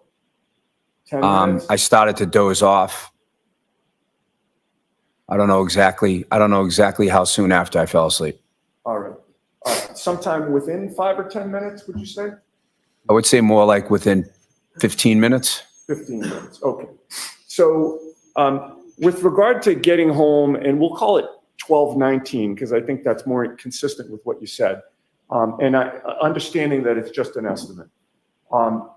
If you're walking in the door at 12:19, it takes you maybe a minute to get upstairs. About a minute. You kicked off your sneakers downstairs, I imagine? Maybe. I don't remember. That was a long time ago.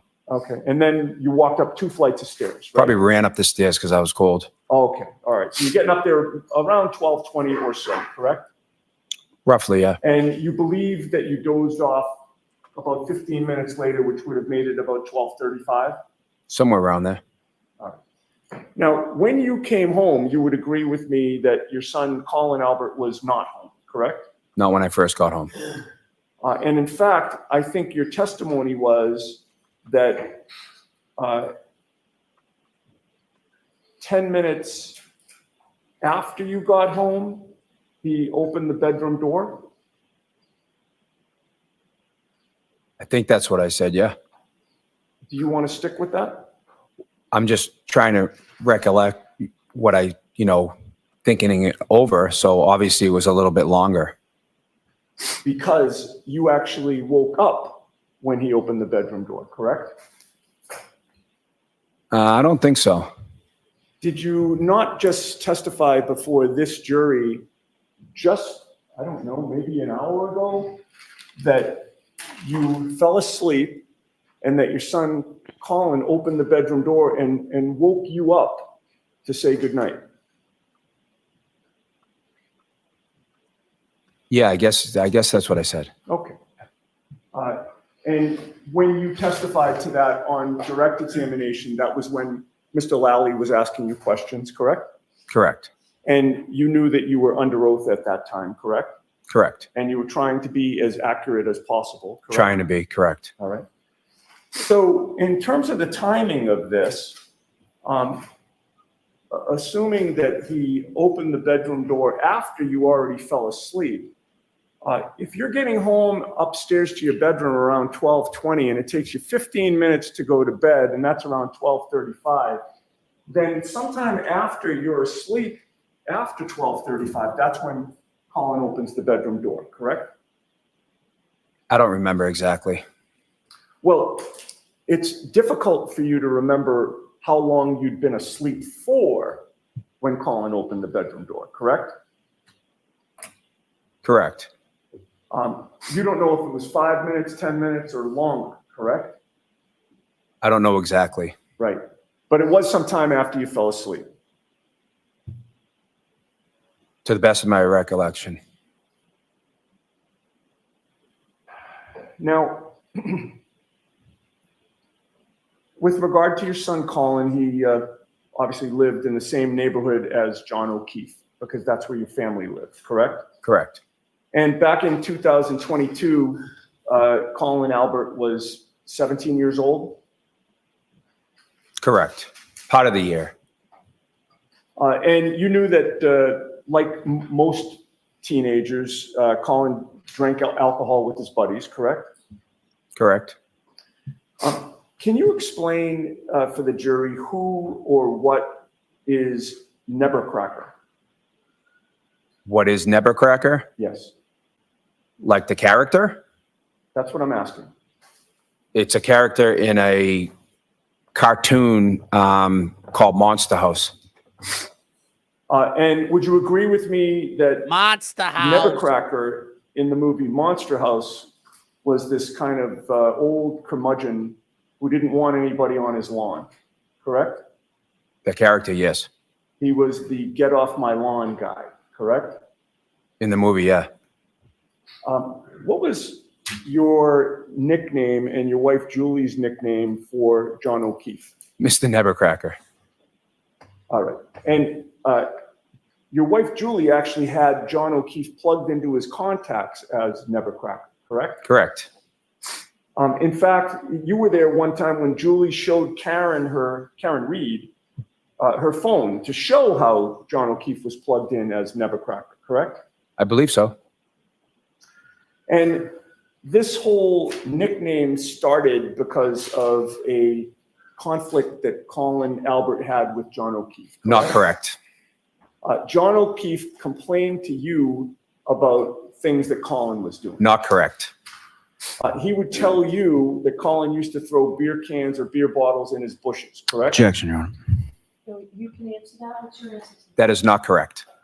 John O'Keefe told you that Colin used to flip him off, correct? Not correct. And say F you to him. Never. Colin used to cut through his yard. Nope, that was Ooh, Dylan. Here we go. You knew that John didn't like people cutting through his yard, correct? No, I don't know that to be true. Okay. So is it your testimony that John O'Keefe invited kids to cut through his lawn all the time? I don't understand. Is that a question? It was a question. I guess let me withdraw that and ask this. If John O'Keefe is Nevercracker, and he's the get off your lawn guy, are you denying that he doesn't like people cutting through his lawn? Do you want me to, can I explain? I just asked for an answer to my question. Mr. Lally will get up after I'm done, and I'm sure you can explain whatever you want. So no, he's not no. All right. Well, you would agree with me that there was a time when John O'Keefe was not home that you and your wife Julie went to his house That is correct. and you entered onto his property, correct? On his front property, yes. And you had drinks in your hand. Correct. And you thought it would be funny to have a photo taken of you and your wife with drinks in your hand on his property, correct? Correct. And you knew it would be funny because you knew it would annoy him, correct? Objection, Your Honor. So you can go ahead. Can you answer that? Yeah, he was actually asking us to watch his house while he was away. Right, but that doesn't answer my question, which was he didn't ask you to go onto his property with drinks in your hand and take a photo, correct?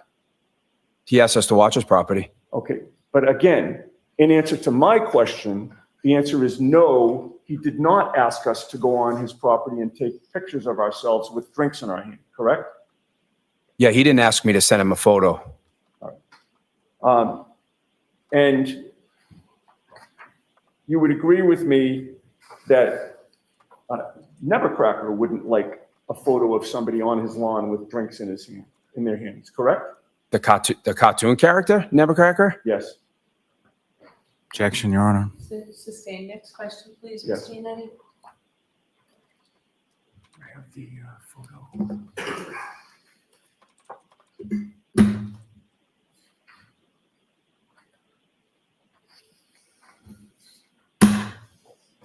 May I approach you? Yes.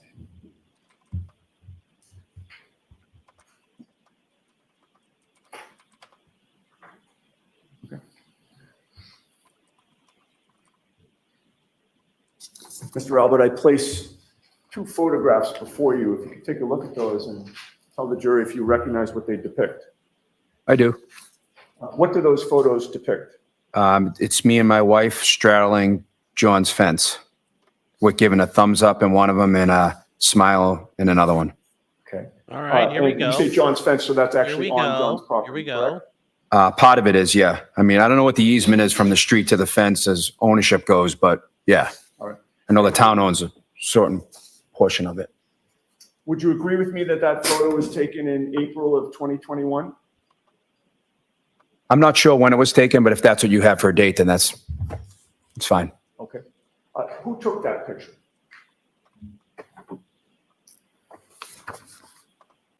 That's a good question. I have no idea. Where was your son Colin that night when you had that picture taken? I have no idea.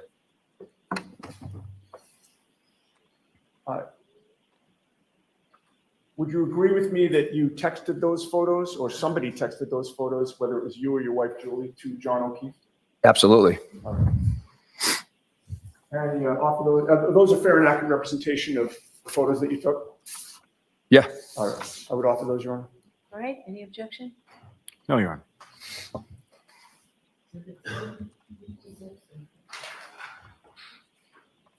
And with the court's permission, may they be published for the jury? Okay.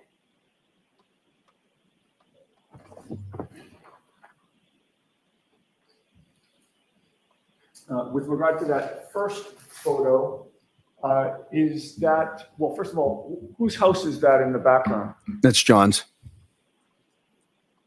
And that is you on the right and your wife Julie on the left? Correct.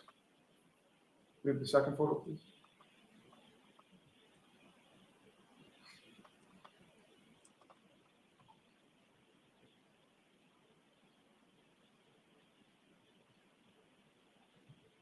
Okay. That is also John's house in the background there? Correct. And again, that's you on the right and Julie on the left, correct? Correct. Okay, we can take that photo now.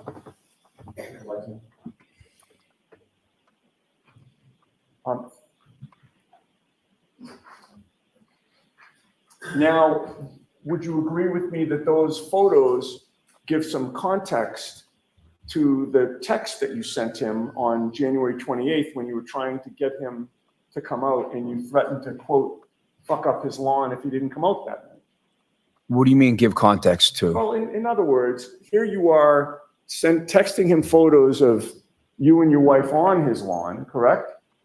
Yes. And that's a common theme that explains the January 28th text where you were threatening to fuck up his lawn, correct? Objection, Your Honor.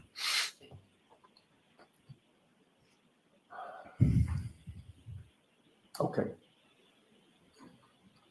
I just have one more area that I want to cover with you, sir. You previously confirmed that when you walked in your door on January 29th of 2022 after coming home from the waterfall, your son Colin was not home, correct? It's correct. At that time, you had no personal knowledge of where he had been that night, correct? That's correct. Since that time, you know that he was at your brother Brian's house that night, Brian Albert. It's correct. Your old home, correct? Where I grew up, yep. And you knew that address to be 34 Fairview Road. Correct. And you knew that that was the same house outside which John O'Keefe was found dead later that morning, correct? Correct. I may have a moment. Sure.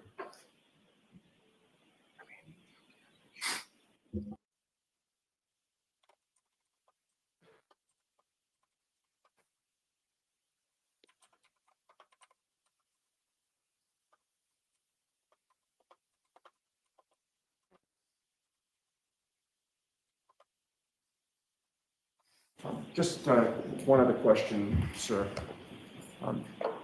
When you spoke to Trooper Proctor on February 10th of 2022, you would agree with me that you never mentioned that Colin Albert was at your brother Brian's house that night, correct? Objection, Your Honor. Oh, I don't remember. No further Right. questions. thank you. Redirect. Yes, Your Honor. Go ahead. Thank you, Your Honor.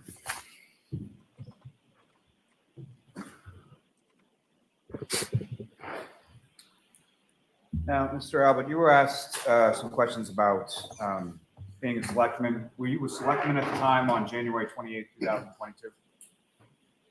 No. About how long after that was it that you became? Sometime in April that the election was over. April, second week in April, maybe? So that photograph that you were shown with respect to yourself and the former Chief Berkowitz of the Canton Police. When was that? It was a fundraiser, so it was probably like 2 or 3 weeks before the election. So January, February, March something, end of March maybe? So well after January 28th, 2022. Yes, And you were asked some questions about your brother selling the house. Now, prior to your brother selling the house, you had sold your house, correct? correct. And why was that? Why was that? Yeah. It just made sense for us. You know, it was just a financial decision. Kids were getting older, is that correct? Yeah, One was in the Navy, yep, another was about to go to college. correct. And what, if any, relation did that have to your brother selling the house? So once he found out that I was selling my, Objection. No, I'm going to allow it.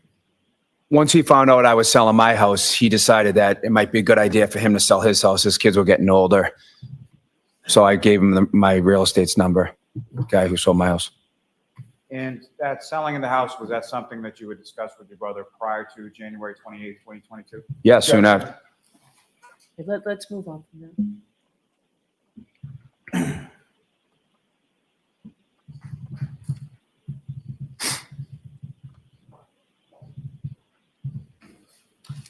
Now, with regards,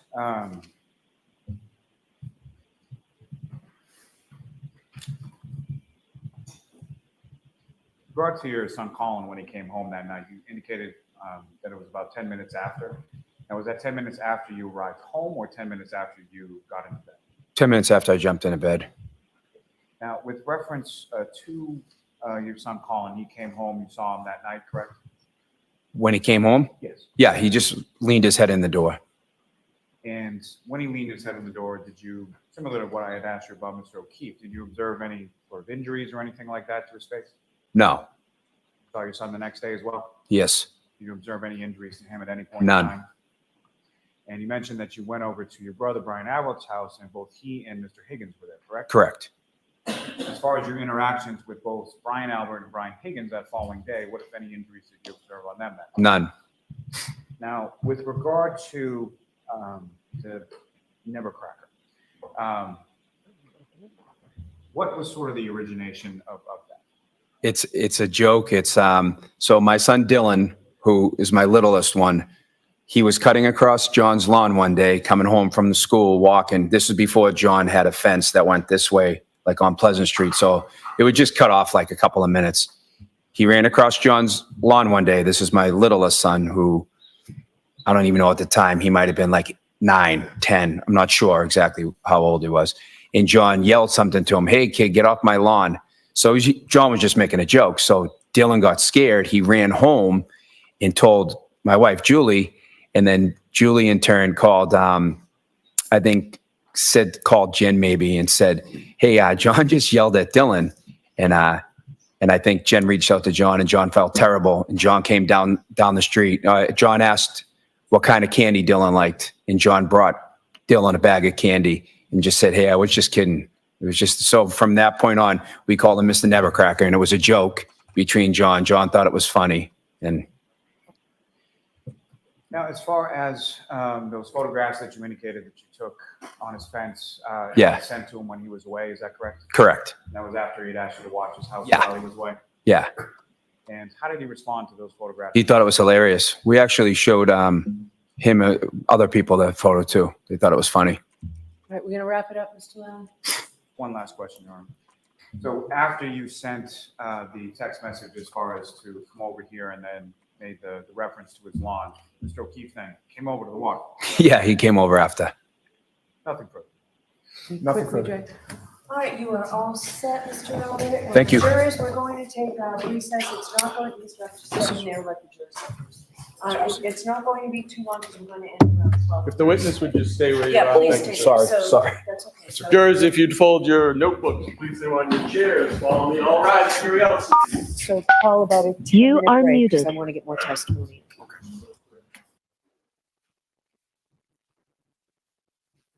Well, that was starting to get interesting.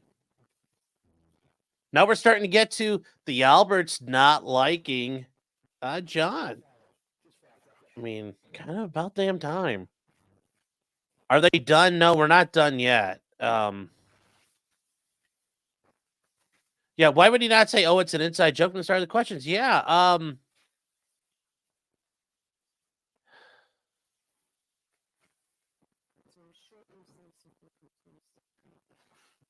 yeah, this is just. Why wouldn't he explain this from the start? I kind of get the feeling he thinks he's smarter than what he is. I don't know. It's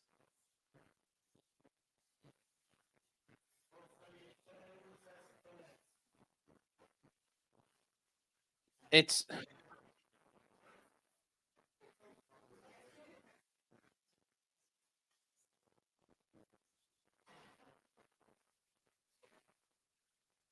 so it's gonna get interesting, especially with Colin. Then Colin killed him, and then we thought it was hysterical. Yeah, this is gonna be. Yeah, Wisconsin, Lee says, but you kept taking pictures of going on his lawn if it's a one-time deal. I mean, that could also turn into he could also just say, "Hey, look, I'm an ass. I run jokes into the ground." I don't know. Yes, they were frenemies. Were they frenemies? I don't. Yeah. Yes, he was trying to outsmart Yannetti, which. I-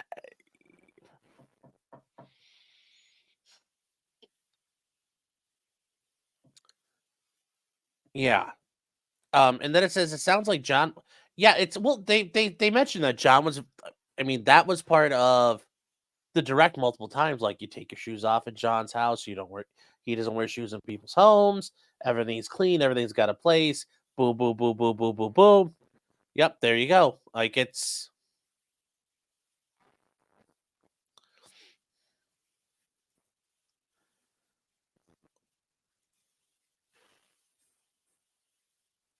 Yeah,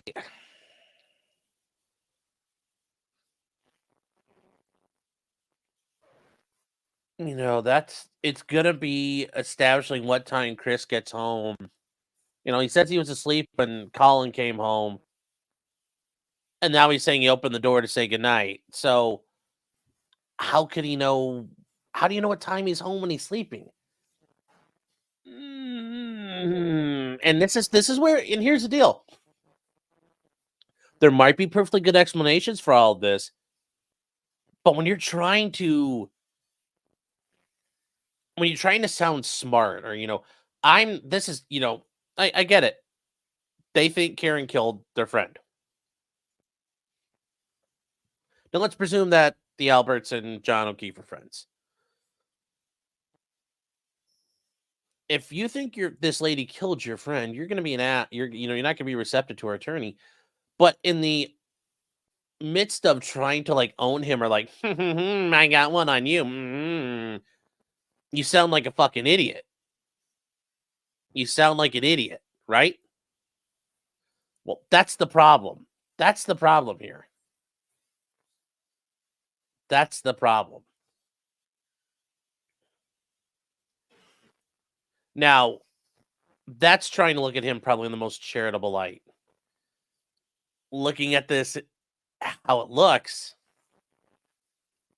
this is not a good look at all, guys. I mean, this combativeness and it's 2 years ago. It's like this guy, supposedly your friend, got killed that night. Don't you remember it? I mean, this wasn't just any Friday night. This is the night your friend died.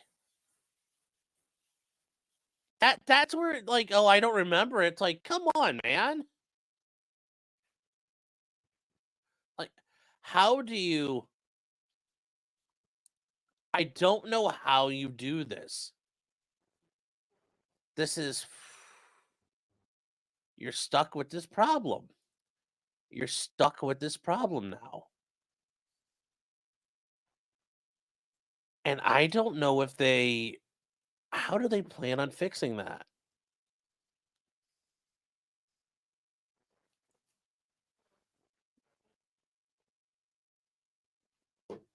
And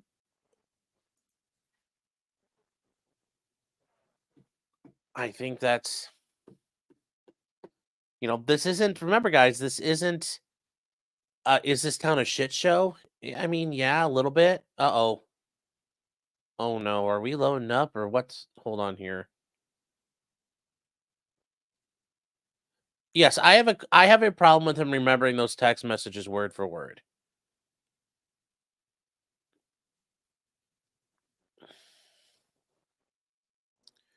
Under review saying even though it's weak, the defense so far proven a better motive. Yeah, but remember, guys, we're still in the middle of the case, so they still haven't. Here's what I'll tell you: you haven't gotten to the part of the actual, like, let's look at the car. Where did those lights get damaged? I know everybody says they've got these allegations of when it happened and the time frames.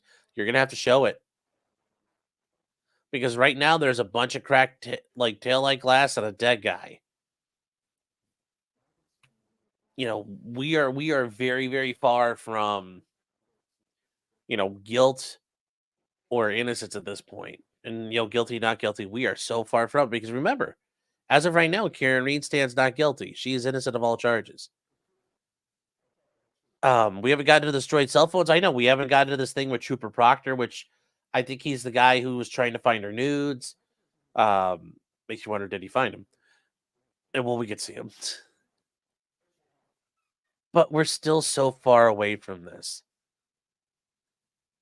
I mean, I'm not guilty because I don't like how the police did this, but if there's enough other evidence, there could be enough to convict her here. Remember, this is which sad we're 2 weeks in. Yeah, this is really dragging along. Like, I don't think they needed all those people yesterday. They could have had the guy, the attorney, probably come in and talk, but they didn't need every single person. Asking every person at that scene is not going to help. I think a lot of that was unnecessary yesterday. But we'll see that.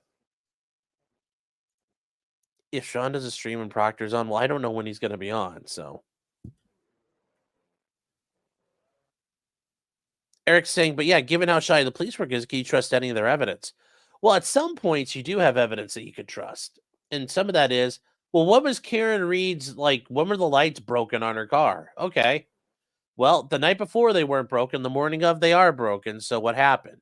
And then, you know, Karen could show like, oh, look, it broke in the middle of the night. I did something else. Okay. Yes, it's very cumulative at one point, but having Chris Albert on is actually important because now we're getting to the people own the home, what's going on. Now he says like I went home, I didn't go to the party. We'll see. And we might get a Turtle Boy appearance, which will be a shit show. It could easily, you never know. Right now he's not listed, but that can always change. It can always change.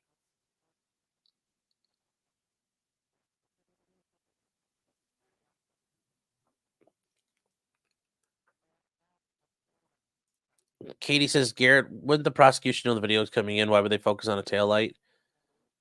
I don't remember. I don't know exactly everything that's been up there. So who knows? But this is just Colin tried to be smart. I mean, I'm sorry, Chris tried to be smart and it just didn't work. So that's why even if you feel like you're the good guys in a case, don't try to get fancy with the attorneys. They're better at this than you'll ever hope to be. And at worst, you look like it. At best, okay, yeah, you look like you got one over. At worst, you look really sketchy like this guy looks right now. Like right now, he looks very sketchy. Why? Because he tried to play these games. And he might be 100% like innocent. He might be 100% honest. But right now, he looks like a dickhead. And that doesn't help you. And especially if it's like, my friend is dead. It's like, well, now you're hurting your friend's chances of getting justice. That is a big, big problem for me.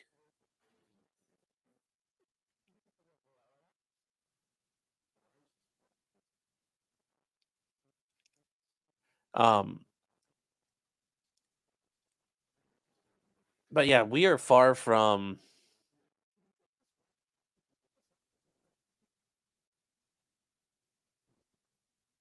Yeah, guys, and the other thing is too here, just be careful about thinking this is like all in the bag. Like we are, We are far, far from it.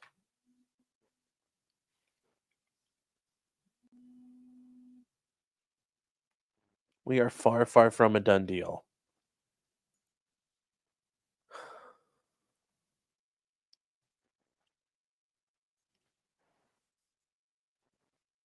I'm curious to know, I'm curious to know, has any of this at all changed your views, or is it just re-cemented what you guys are thinking?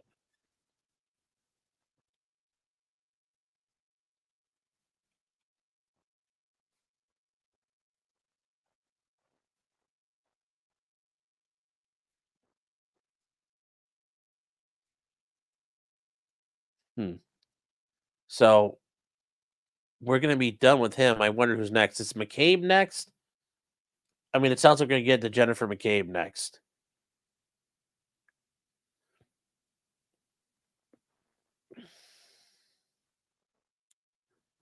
Okay, there's nothing going on at the police force in the pizza shop. So far, there's no evidence. I kind of understand why you might think that.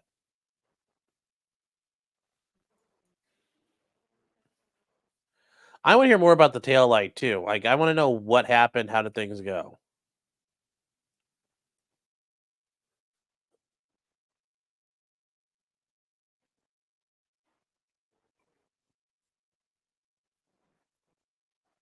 I mean, the thing,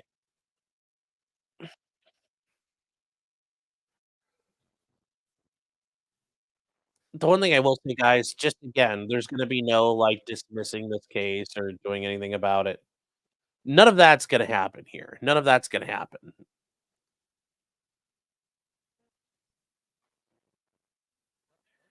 I'm curious to see the ring camera, her crashing into John's car. Yeah, that'll be very good. That'll be very good to see.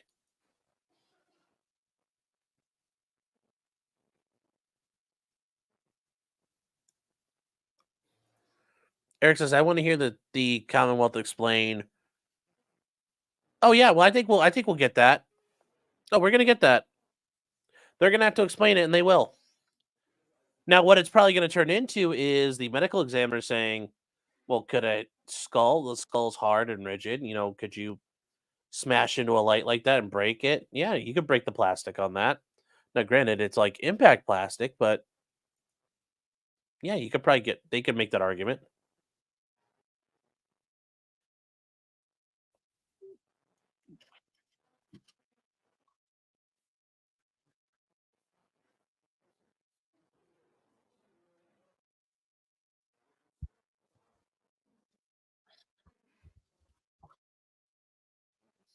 So, I will say the biggest. I don't know if I had to hang my hat on something. The biggest thing for me right now would be the probably Sergeant Lang's testimony, where he's talking about like, well, it looked like he'd been in a fight. Okay, I mean, but keep in mind, looked like he'd been in a fight. Well, he looked really banged up. So did he get run over? Yeah, maybe. I think that's kind of where. But it's like I said, guys, it's really hard. I mean, as of right now, I think there's.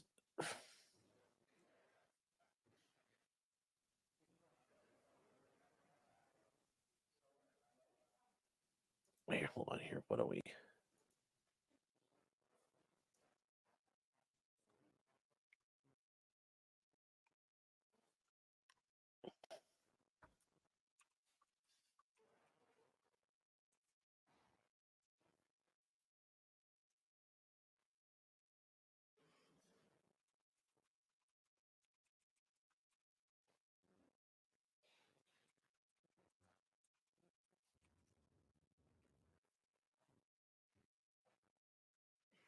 So those marks on his arm too. Yeah, well, he said he looked like he fell down a flight of stairs. Same difference.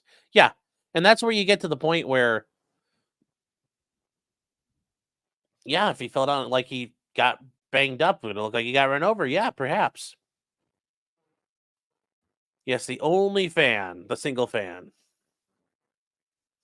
What is the state proposing happened? Alcohol-induced manslaughter? That's one of their theories. She's charged with OVI and manslaughter. But their primary thing is second-degree murder, which I still don't know how they're going to show. Other than they think, oh, because he was like stupid on her, she killed him.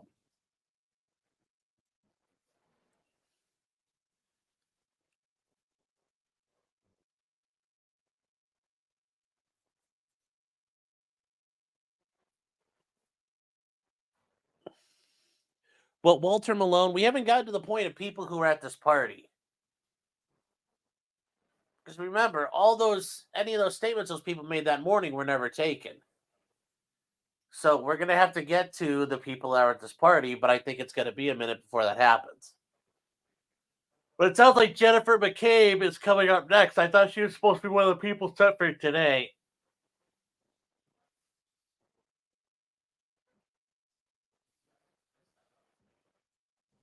So I think that's where we are. Being ran over could explain the arm wounds, maybe, but what would... How? Because those aren't road rash. Those aren't strawberries on his arm. Those are pretty decent gouges and cuts. I mean, I think that's a very big problem for, state to show how those markings are conclusive to something. Toto saying, can a jury assume that since an attorney's making the case for cover-up, that at the very beginning, at least, they believe it? I mean, an individual juror could say, yeah, I believe it. I mean, and I think a lot of jurors, if they're honest, it's kind of like how we watch a trial. It kind of seesaws back and forth, like guilty, not guilty, guilty, not guilty. Oh, these are good points. Oh, wow, these are really good counterpoints. And they're just going back and forth. And, it's like, oh, that's points. These are points. And yeah, they're as they're sitting there, they're adding things to the scale. I think it'd be ridiculous for us not to as human beings.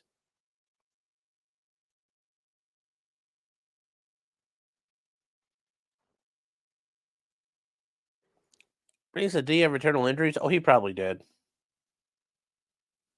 think we'll take a look. Alpha says, "Is Colin out of the running?" I don't know if Colin's officially out of the running yet.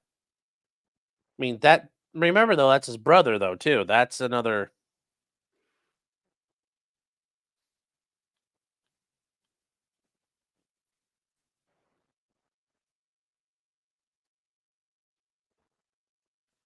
Robert says the underside of an SUV could have made those gashes. Okay, but like maybe one. But the guy has like crap all up and down his arm, like a million of them. Like I just don't see it. And then Great says saying ice cuts. I mean, was there ice formed on the ground? Yeah, there was snow, but had ice formed, and even then, ice is not razor sharp like that. Ice may puncture, but it generally doesn't cut.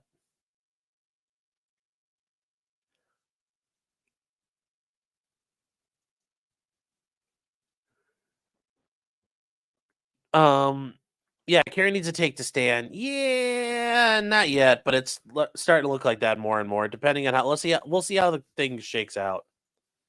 The Colin is a nephew. Yeah, I'm sorry. Okay, nephew. Yes, not the brother, the nephew. But still, I think there's a lot of issues. I still think there's a lot of problems that they have to account for on this side.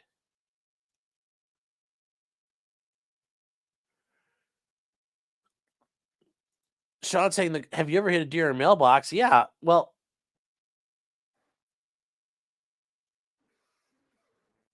okay, but I mean, that's the only thing I think I have a problem with is, but if he happened to hit just right on the light, that would absorb most of the impact.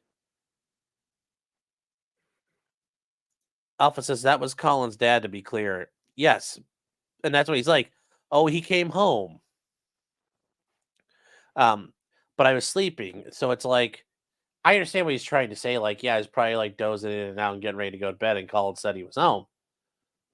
But the way he says it doesn't come across that way. Like, oh, he said I'm home, and you're like,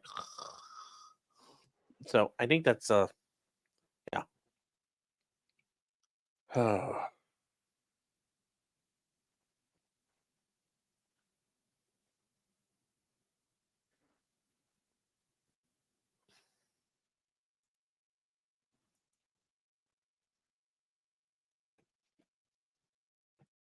Um,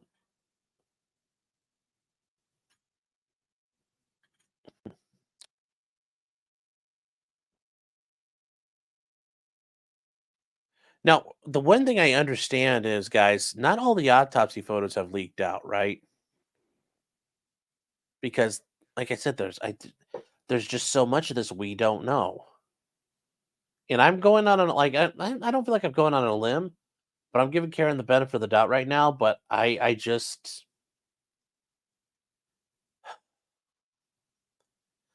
I kind of get the vibe the state's just holding on to their cards and they're just they're gonna start throwing Trump out there. They're holding it's like euchre and they got hearts and they're gonna start blowing it out with hearts all of a sudden.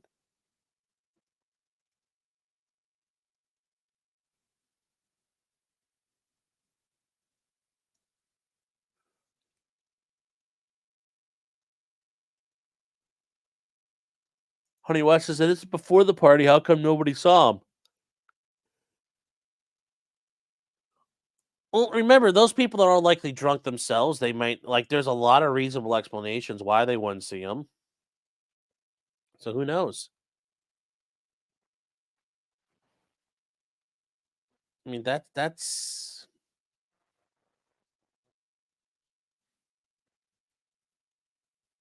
yeah. Oh, you're not saying it. I think it's a swinger party and they beat up on John because he didn't bring Karen, who's the only attractive one. Yeah, I don't know if that's it. Jack of Hearts, a trump card over the Ace of Hearts. Yes, if you called Hearts, yes, the Jack of Diamonds would be the second highest card. That'd be the Jack of Hearts would be high boy, Jack of Diamonds would be the low boy, and then you'd have go ace down. But still, my point still stands. Nah, defense call. Yeah, the defense with spades alone. It's like I don't know if they're gonna. That's yeah. This testimony was them throwing down refutes main points to the defendant. Yeah, like I said, we'll see. I don't know. I don't know.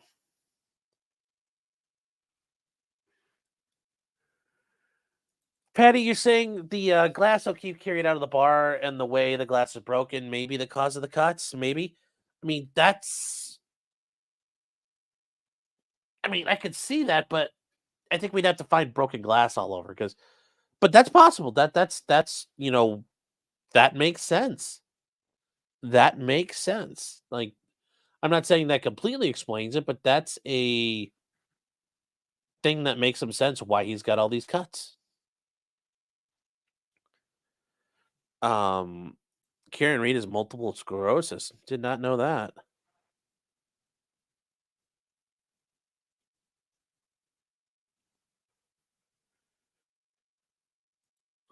Is someone being freaked out after finding their dead boyfriend really strange? No. And that wasn't the part that she was freaked out. It was just that she was like a complete spaz.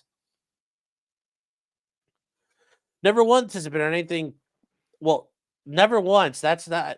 So far, there hasn't been anything presented that inculpates Karen. But to say never once, never is a very powerful word. At some point, there will be. She has Crohn's. Oof, that sucks. Why is there no plastic or glass in John? Well, because that doesn't mean he's gonna you smack your head against a window or against a piece of something fragile. You don't always you don't end up with pieces of it in you. Sometimes it just cracks and breaks.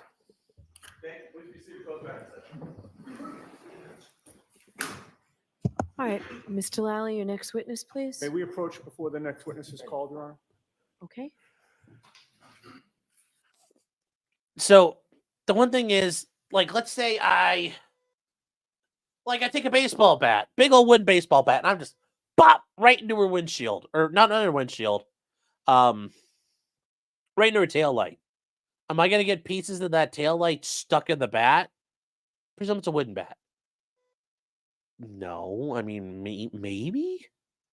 So I'm just saying, guys, you got to kind of think about like analogous examples.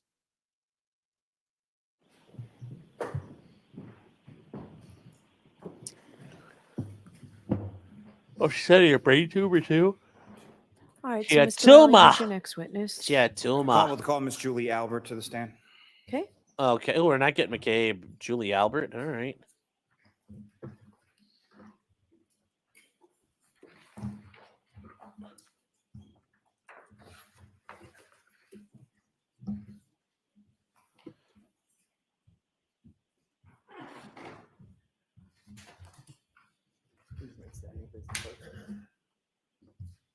Raise your right hand, please. You solemnly swear the evidence you give the court and jury in the case now and here should be the truth, the whole truth, and nothing but the truth, so help you God.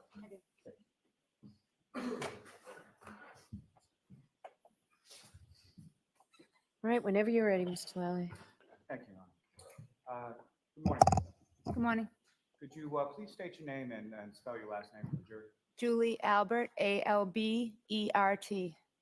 And where do you live, ma'am? I live at 22 Maple Street in Canton.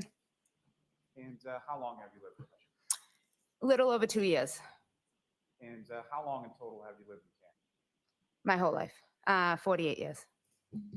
And where did you live just prior to living on Maple? I lived at 7 Meadows Avenue in Canton. And how long period of time did you live at 7 Meadows Oh, Avenue? 15 plus 20 years, about 20 years. And do you have kids? Yes, I have 3 boys. And are you married? Yes, I am. What's your husband's name? Christopher Albert. And your 3 boys, how old are you? My oldest, Christopher, is 25. My second son, Colin, is 20. And my youngest son, Dylan, is 16. And do each of them, where do they live? Do they live with you? They all live with me, yes. And your husband, does he work? Yes, What does he do? Direct He owns a security restaurant in Tuesday. Canton. Oof. What's the name of the restaurant? D&E Pizza, And where is that located? 618 Washington Street. Now, when you lived on Meadows Jesus, Avenue, can you guys. describe for the jury sort of, if you know, about how many houses were on Meadows? I would say maybe 8 on each side. And Meadows comes out to a main road, is that correct? Yes, Pleasant Street. And while you were living on Meadows Avenue, did you have occasion to come to know someone by the name of John O'Keefe? Yes, I did. And where did John live in relation to you? John's house was at the top of the street, and there's 2 houses. There was 2 houses between John's house and my house. And if you recall, about how long did you know John O'Keefe, or when did he move into Meadows? I think he moved in 2017-ish, maybe. And I've probably known him since maybe 2019. And how would you describe sort of your relationship with John O'Keefe? We were friendly. We were neighbors. You know, I'd see him all the time coming in and out of the street, and because he's at the top of the street when I pulled out of the street. And we were friendly. And in addition to you knowing Mr. O'Keefe, were there other sort of people that that knew you that also knew him? Yes, yes. Who were some of those people? Well, I knew John through Jennifer McCabe. And who is Jennifer McCabe? She's one of my closest friends. Now, you knew that John had 2 children that he was guardian for? Yes, And you were familiar with both his niece and his nephew? yes. Now, at some point through Mr. O'Keefe, did you come to know somebody by the name of Karen Reed? Yes. When about was it that you met Ms. Reed?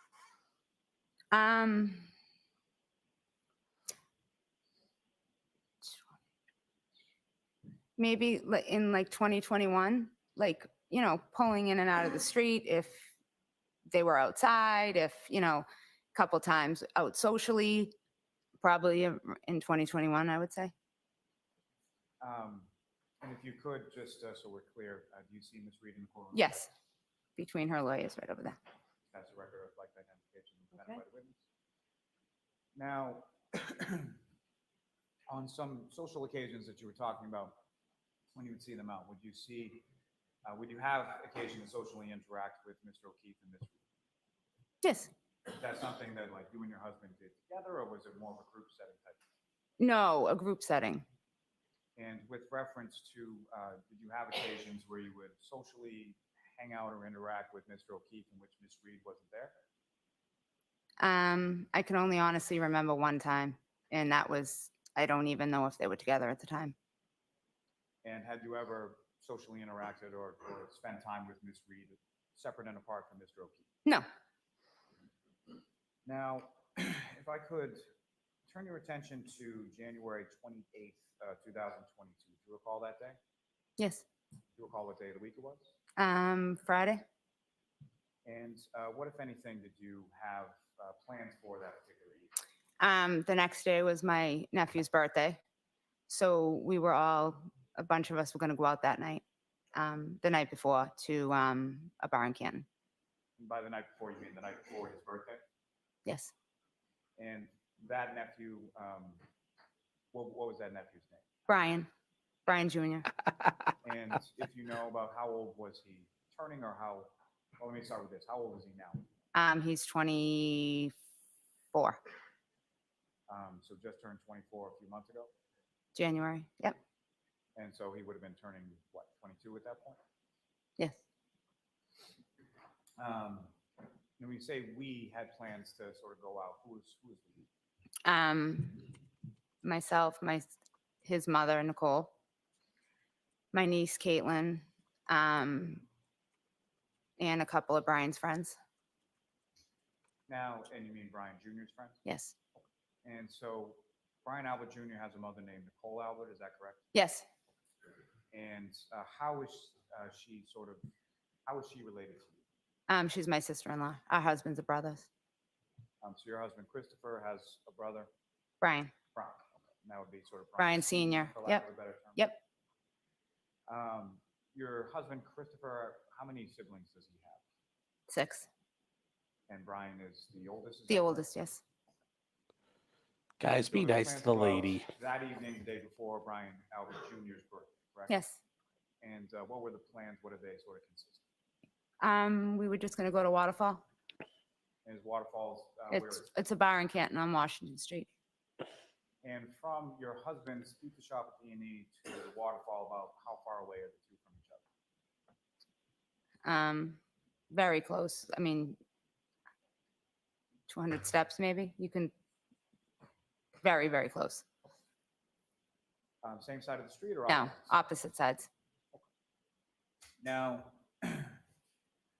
when it came to that day, where did you go? Did you go to the waterfall first or somewhere else, or if you know?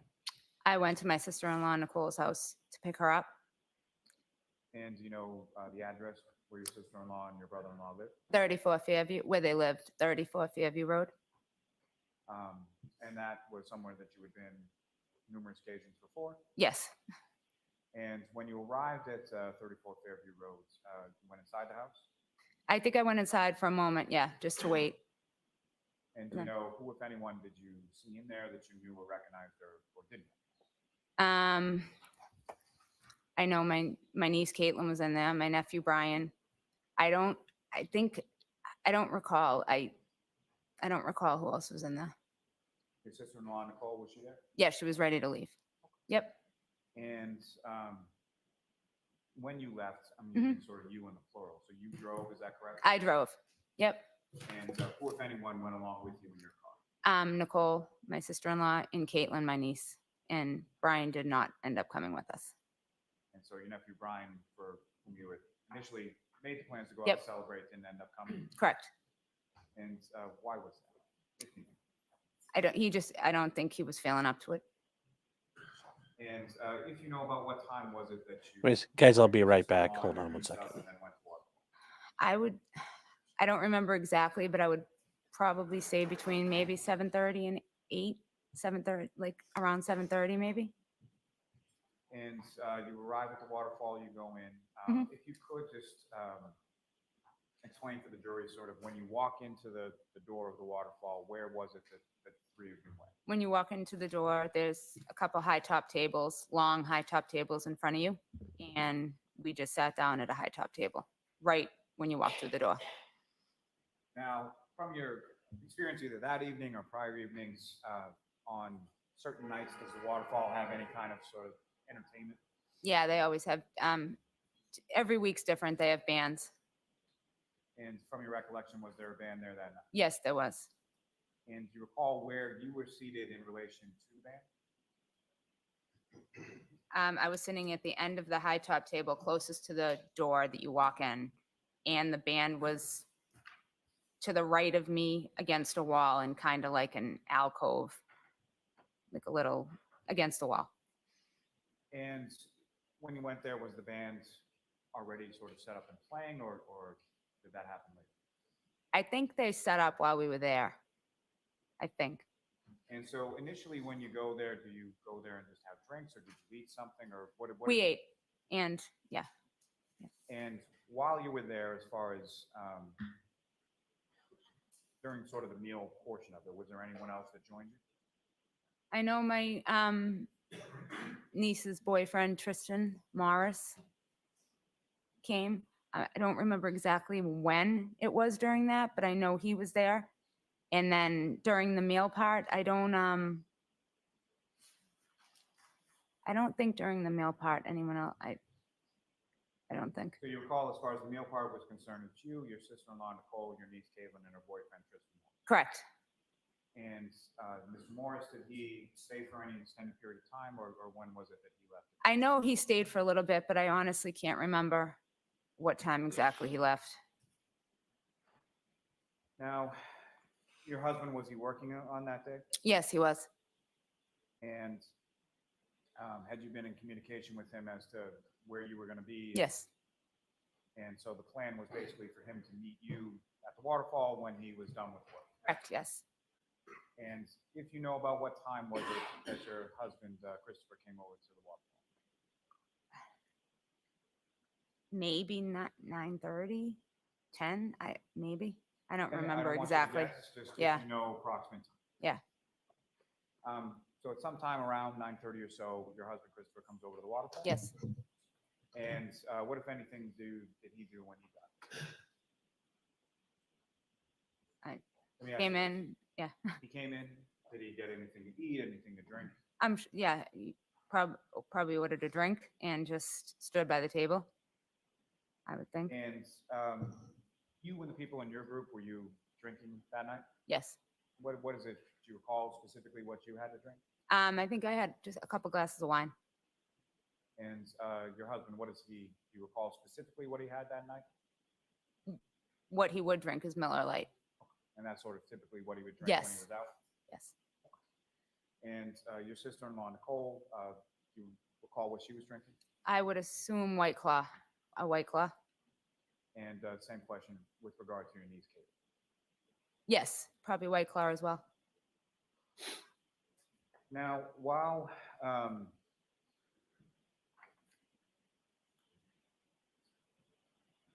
you were there, who, if any, so after your husband came in, Mhm. who, if anyone else, sort of came in and joined the group that you were with? My brother-in-law, Brian Albert, and his friend, Brian Higgins. And obviously, you know your brother-in-law, Brian Albert, correct? Mhm. And Is that do yes? you know? Yes. Thank you. You just have to answer obviously. So, did you know Mr. Higgins as well? Yes. And how did you know Mr. Higgins? I just know him from being friends with my brother-in-law. So you knew him just sort of through your brother-in-law, Brian, is that correct? Yeah. Yes. And do you know when they arrived in relation to when your husband Christopher arrived? I don't recall. But some point after, correct? Yes. Then after they arrived, who, if anyone else, do you recall sort of arriving and joining in your group? Jennifer McCabe and Matt McCabe. And there was a couple, I don't even know their name, Colakitis. They arrived. I don't know their first names. And John and Karen arrived shortly after that. And just so we can clear up people, as far as Jennifer McCabe, you've already mentioned her and Matthew, was that her husband? Yes. And the other couple that you were talking about, or sort of guessing their names, had you ever met them before? No. Nope. Not anybody that you're particularly friends with or anything like that? No. I know them, who they are, from seeing them maybe at a sporting event or something, but I've never been introduced to them. And when you say sort of sporting events in relation to what? If they were at like a basketball game and I was at a game, like I've just seen them around. I'm assuming probably sporting events, probably a basketball game. And I'm sure it's pretty well understood with this. I just want to clarify. So when you say sporting events, these are kids' sporting events? Kids sporting events, yes. And so which kids' sporting events would you be at that you would see this couple that you didn't know? Your kids or something? No, Jennifer McCabe's kids. Okay. So you would go to sporting events for Jennifer McCabe's kids and see this couple? Yes. And if you know about how long after this Brian Albert and Mr. Higgins arrived, did the McCabe's and this other couple arrive? I don't remember exactly. But after Mr. Albert and Mr. Higgins, correct? Correct. Now then, you mentioned Mr. O'Keefe and Ms. Reed came in at some point as well. So you And- have to Yes. make sure you say yes or no, okay? And the other thing you say, I assume or I guess, don't answer. If you don't know, you don't. And if you know, about what time was it that Mr. O'Keefe and Ms. Reed came? Before 11 o'clock? No one's gonna hold on that. Silence to them.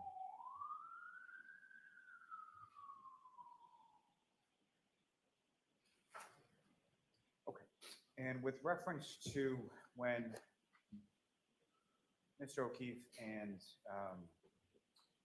the defendant, Ms. Reed, came into the waterfall, where were you in relation to sort of the high top table that you were describing? I was at the top of the high top table closest to the door. And when they came in, where did Mr. O'Keefe and the defendant go? John walked in and said hello and kept on walking, I think, to the bar. And Karen came in and stopped at the table to talk for a minute. And during the time that she stopped at the table to talk for a minute, what, if anything, did she do? She opened her jacket and had a glass and pulled the glass out and started drinking the drink. And as Is far that going to as be the what glass you that's know in about John's the hands? Did you observe as far as color or anything? Clear. And Oh my God, Chip, the it's an glass that honor. She had, Mhm. could you see, so the clear liquid inside it, how much of the glass was full of that? I don't recall. And she placed it on the table, is that correct? Yes. And what was your reaction to that? I think I laughed and said, made a comment like, you're crazy or something, just because she walked in with the glass.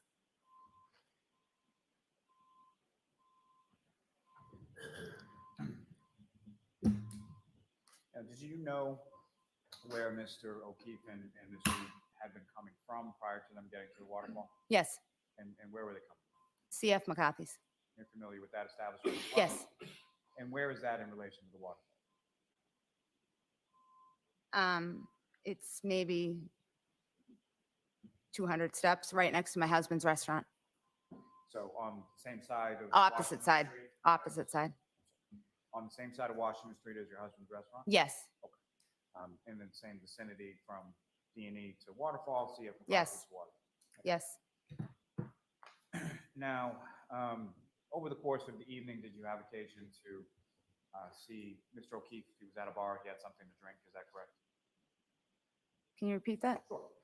Over the course of the evening, did you have occasion to observe what, if anything, Mr. O'Keefe was drinking? No, I don't believe. I left very shortly after they got there. Man, they So, fucked up the microphone on the You stand left because, fairly or the podium. shortly after they arrived? Yes. And if you know, about how much time are we talking? Maybe 10, 15 minutes. And why is it that you left? I had a terrible migraine. from the band being so close? to you? Yes, And when you left, where did you go? home. And when you got home, as far as your children on that evening, who Thank was you for home, who minding was the out? shop. Billy. My youngest son was home, and my oldest son didn't live at home. He lived in California at the time. And my middle son was not home. And so your oldest son, Christopher, he was in the Navy at that He point? was in the Navy, and he was stationed in San Diego, yes. And so your middle son, Colin, he was out. Did you know where he was? Yes, he was at, I believe, his friend Michael Leonetti's house. And at some point, did you learn that Colin had gone from that person's house to somewhere else? Yes, Is this him communicating with you? yes, And that other place that he went to, do you know where that was? yes. My brother and sister-in-laws, Nicole and Brian Albert's house on Fairview Road. And was that in relation to your nephew and his birthday? Yes, Now, while you were, if I could take it back to the waterfall just for a second. Mhm. So while you were at the waterfall, obviously you see Mr. O'Keefe and Ms. Reed come in. Do you recall what Mr. O'Keefe was wearing?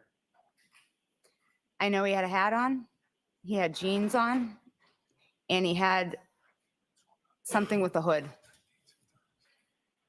And from your observations, did you ever see him with like a winter coat or jacket or anything like that? I did not.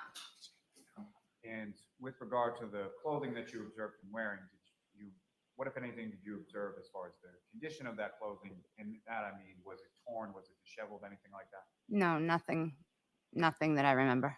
And with regard to Mr. O'Keefe, as far as his appearance, what, if anything, did you observe about him as far as injuries or anything? Nothing. Now, with reference to your group as far as at the waterfall, how would you describe sort of the overall demeanor or tone of the group and what was going on there? Just normal. I thought it was just normal. Sitting listening to a band. So at least during the time that you were there were no sort of arguments or disagreements or anything like that? Nope, nothing. And specifically to Mr. O'Keefe and the defendant, Ms. Reed, Mhm. while you were there, during the short time that you were there, when they were there, did you observe anything as far as any arguments or disagreements or anything like that? No, I did not. Now, at the time, so during that time between when they arrived, you mentioned that John went up to the bar, correct? Yes, And where did the defendant go? she talked to me at the top of the table for a few minutes, and then I believe she made her way down the table to either Jennifer McCabe or the couple that was at the end of the table to speak with. And was it during that period of time that you had enough of the migraine and went home? Yes, I left very, very shortly after that. Now, during the time that you were there and you were speaking with the defendant down sort of your end of the table, what, if anything, was discussed as far as sort of where to go, what to do after the water? I do know that, I do remember, I'm sorry, that Karen had asked if we could go back to D&E, my husband's store, and make pizza, because that's something we frequently do if we're out at the end of the night, if we're hungry. And was that something that you had discussed with Ms. Reed either on that date or on a prior day? I believe we discussed just that we went there once, and we said next time she'll have to come with us. And was that something that was discussed as a possibility or something that was going to happen that night? I think right away, I just wasn't going to do that because I wasn't feeling well. And I think I might have said, talk to Chris, because I wasn't going to do it. And is that something that she mentioned over the course of that evening once, more than once, or something? Just once to me.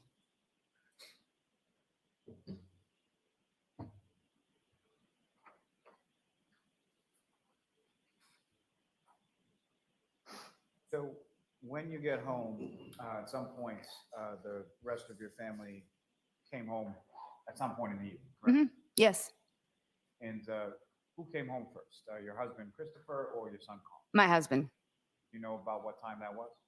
I want to say about after 12, maybe 12:10, around there. So sometime around 12:10? Sometime around 12:10, yes. And what, if anything, do you recall specifically about when your husband Christopher came? He came upstairs to my room. He was shivering because it was cold out. And he immediately went to the bathroom, got undressed, and got into bed. And your son Colin, Mhm. have you been in communication with Yes. him over the evening? Yes. And about how long was it after your husband came home that your son Colin? 10 to 15 minutes. And were you essentially waiting up for him? Oh, yes. Yep. Is that sort of common practice? Yes. I do not go to bed until my kids are home. And is there another common practice as far as when your kids come home, where do they go when they first come in? They immediately will always come in the door, maybe grab a water out of the fridge and come upstairs and give me a kiss goodnight and tell me that they're home. Now, did that happen on this occasion? Yes. And so Colin came into your room at some point? Yep. He came right upstairs. Yes. And when Colin came into your room and he came upstairs, did you have occasion to observe him as far as talk to him, obviously? Yes. We talked for a minute. He asked me if I was feeling better. And yeah, we talked for a moment. And during that conversation that you had with Colin, similar to what I had asked you with regard to Mr. O'Keefe, what, if any, injuries or anything did you observe on your son Colin? None. And fair to say the next day, at some point, you talked to and had interaction with your son? Yes. And what, if any, injuries or anything did you observe? None. None. So I know this is sort of hard, so wait till Mr. Lally finishes his question Okay. before answering, okay? Mhm. Thank you. Now, after your son Colin came home, and you eventually went to bed, is that right? Yes. And turning your attention to the next morning, the Saturday morning of the 29th, about what time was it that you woke up? I woke up about 8-ish. And with regard to your nephew, Brian Jr., whose birthday it was now on the 29th, what, if any, sort of tradition do you have with respect to him this birthday?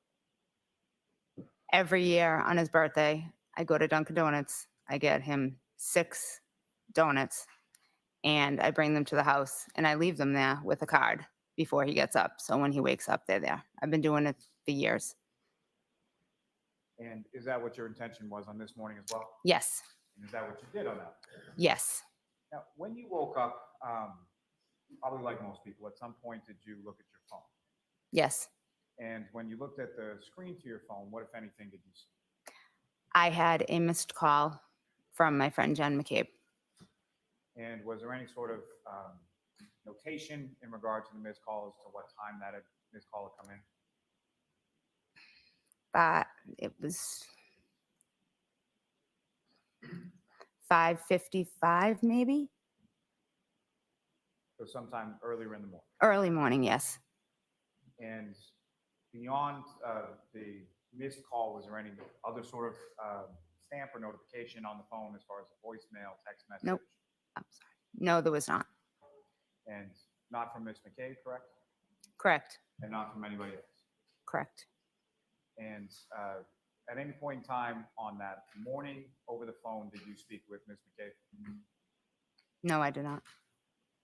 And did you call her? So you didn't call her back or anything like that? I did not. And so after you wake up, at some point you go to Dunkin' Donuts and get the 6 donuts? Yes. And where did you go with those? I drove to 34 Fairview. And when you arrived at 34 Fairview, where did you park in relation to the house? I pulled into the driveway. And when you came up to the house and you were driving to the house, at this point, what was the weather like? It was coming down. The snow was coming down pretty good. And with reference to the house, what, if anything, did you notice out of the ordinary with regard to the house or the street or anything else? Jennifer McCabe's car was in the driveway. And as far as any other vehicles on the street or anything like that, what was going on at that point? I don't recall. I don't. Nothing you can recall? No. About what time was this that you got there? 8:30, 9 o'clock, 8:30. Around that. And when you get there, you pull in the driveway. What did you do? I opened my car door. I got out to walk to the car in front of me to leave the donuts and card inside my nephew Brian's car. And Brian Albert came to the door. Brian Albert Sr. came to the door and he told me to come in, asked me to come in for a second. And I said that I didn't need to. And he said, I'm just leaving this gift for Brian Jr. And he said, no, just come in for a second. So I went into the house. And when you walk into. It's kind of convenient she shows up after all the ambulances are gone. Nicole Albert, Brian Albert, I will say that. Brian Higgins, Jennifer McCabe, and Matt McCabe And where were they in relation to the house? in the kitchen. And what, if anything, did they tell you at that time? When I first walked in, nothing. Everyone was just sitting there, and I was looking around, and everyone was visibly upset. And I asked, "What's going on?" She should have bought local, not Dunkin'. And another maybe 30 seconds went by, and Jen said, "Something's happened to John." And I said, "John," she said, "John O'Keefe." And I said, "Is he okay?" Objection. No, I'm going to allow it. I said, "Is he okay?" And she said, "We don't know." And that was that. And after hearing that information, Mhm. how long were you at your brother and sister-in-law's house that night? Probably about half hour, 45 minutes, maybe. And where did you go from there? I went home to wake my husband up to let him know what had happened. And at some point after You went home? You didn't use your husband- phone? You and your husband go. We went back to third. I woke up my husband, told him what had happened, and we went back to Fairview. You drove back across So town. second You time didn't just you call had him. gone back to Fairview. Mhm. About how long period of time were you there? That I would say probably half hour, not long. and then after that half hour or so, where'd you go after? Back home to my house. Now, during either of those occasions when you were at 34 Fairview Road on the morning of the 29th, you had occasion to talk and observe Brian Albert Sr., correct? Yes. And similar to the questions that I asked you with regard to Mr. O'Keefe and your son Colin, what, if any, injuries or anything out of place did you note with respect to Brian Albert Sr.? Nothing that I saw. And same question with respect to Mr. Higgins, as far as you made observations and spoke at least in the same room as him on that morning? Yes. And what, if anything, did you observe as far as injuries or anything else on Mr. Higgins? Nothing.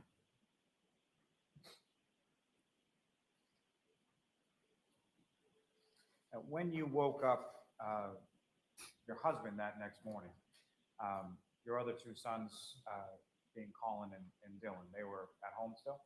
Yes, they were at home still asleep. He's like, "What did you do to him?" With regard to when you went to Fairview, came back with your husband, went back to Fairview, and then came back again, were they still asleep?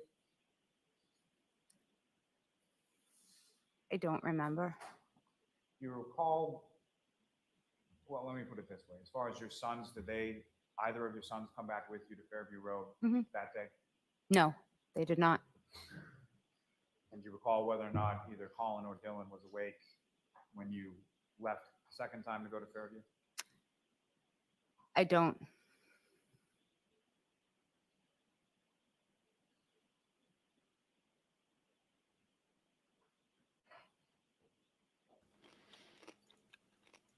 They knew who John was. I mean, they all knew who he was. Why'd you tell these kids? They're grown kids. Hey, this guy you know is dead. It's a little weird.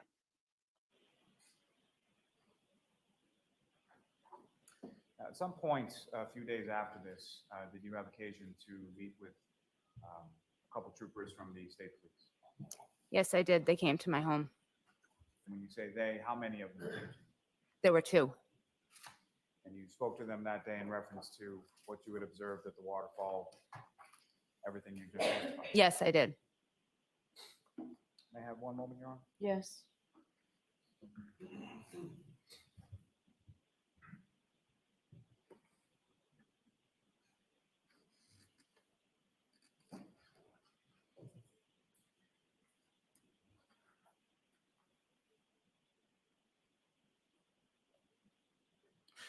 Just one last question.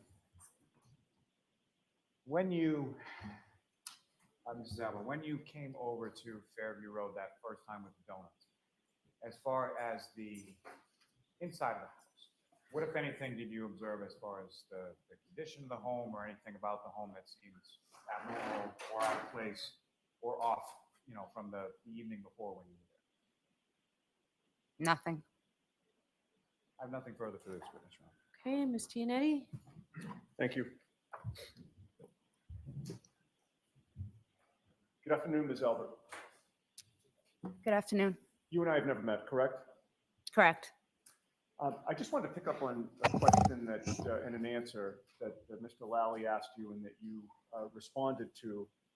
He had just asked you whether or not a few days later you spoke with a couple of state troopers. Do you recall that question? Yes. And your answer was yes? Yes. You would agree with me that it was more than just a few days later, correct? I It don't was recall. February 10th of 2022 that two state troopers came to speak with you. Yeah, and that your trying to play husband. actionly games is not good. Correct. And so we're talking about 13 days later, almost 2 weeks later, correct? If that was the date, yes, correct. Prior to February 10th, no investigator from this case bothered to talk to you or your husband, correct? Correct. Now, in terms of the two investigators who did come, you knew one of them quite well, did you not? I knew them. I wouldn't say quite well, but I knew them. Okay, and when you say you knew them, Him. I'm sorry, him. okay. And who was it that you knew? Michael Proctor. Michael Proctor was the brother of one of your close friends, correct? Correct. You're close friends with Courtney Proctor, correct? I am. And by the way, your maiden name is Daniels, correct? Yes, it is. And you have a sister, Jill Daniels, correct? Yes, I do. And you would agree that Jill Daniels is also lifelong best friends with Courtney Proctor, correct? Yes, she is. And in terms of your relationship with Courtney Proctor, you socialize with her, do you not? Objection. Do you? Occasionally, yes. Go out for drinks with her, correct? Yes. You've attended parties with her, correct? Yes. You've also provided childcare for her children, correct? Yes. Objection. No strike. All right, I'll see you on sidebar on this. Ooh, she's getting mad. Mm. There's only one donut that rules them all, and that's the Putchki. Well, those are good. Those are very good. Weirdest place I ever had a Putchki, though, was down in West Virginia. It was a weird place seeing them. But yeah, is it I guess Dunkin' Donuts is local for Boston, but Jesus.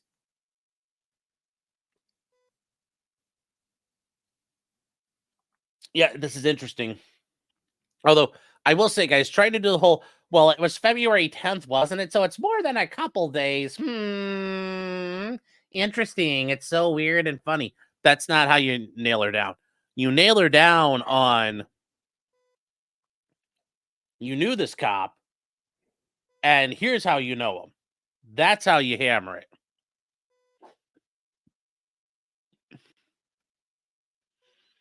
Yeah, Dunkin' Donuts started in Boston.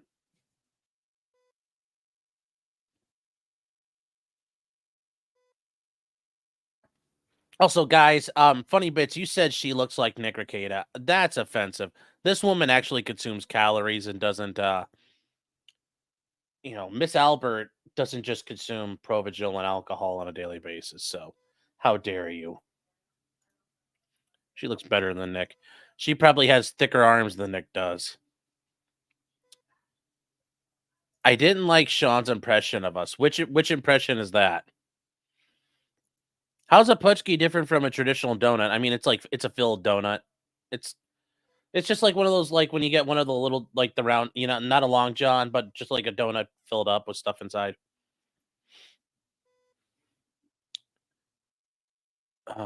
There's West Virginia polls. I know that was trust me. You know something? All along the Ohio River. Do you know how many WAPs there are? The Italians were in the coal mining down there. Like, I thought it was going to be Irish people, but like West Virginia, like Wheeling, West Virginia has good pizza shops. Like, you can get a decent pizza there. And I was really confused. Like, how the fuck did that happen?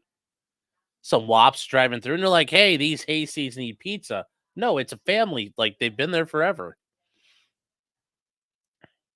Oh, Jill Daniels has a nasty Twitter account? Ooh, I didn't know that.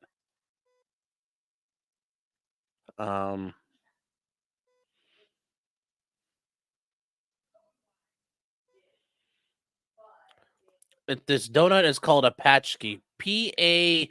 It's called a putchki. Because it looks like patchki, but it's a putchki. They're very good if you can find them. You need to like, unless you have a town with a Polish population, you're probably not going to find them. But they're good.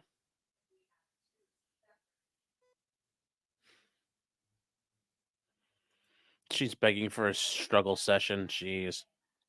Yeah, she's got broader shoulders.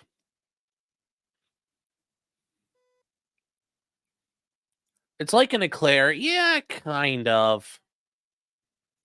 But you guys are like, now we're getting to like, now we're getting into fat, like, you guys really want to get into fat guy territory.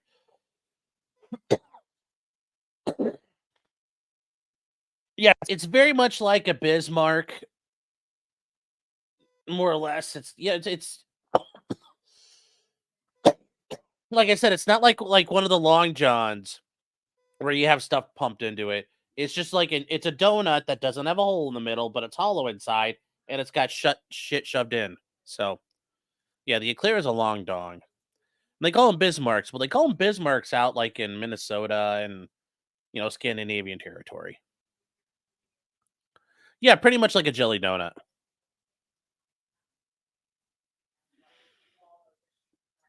My wife is Italian. They're everywhere. I know. But like I said, I'm driving through like Appalachia, and then you start seeing names on businesses with vowels at the end. You're like, what the fuck?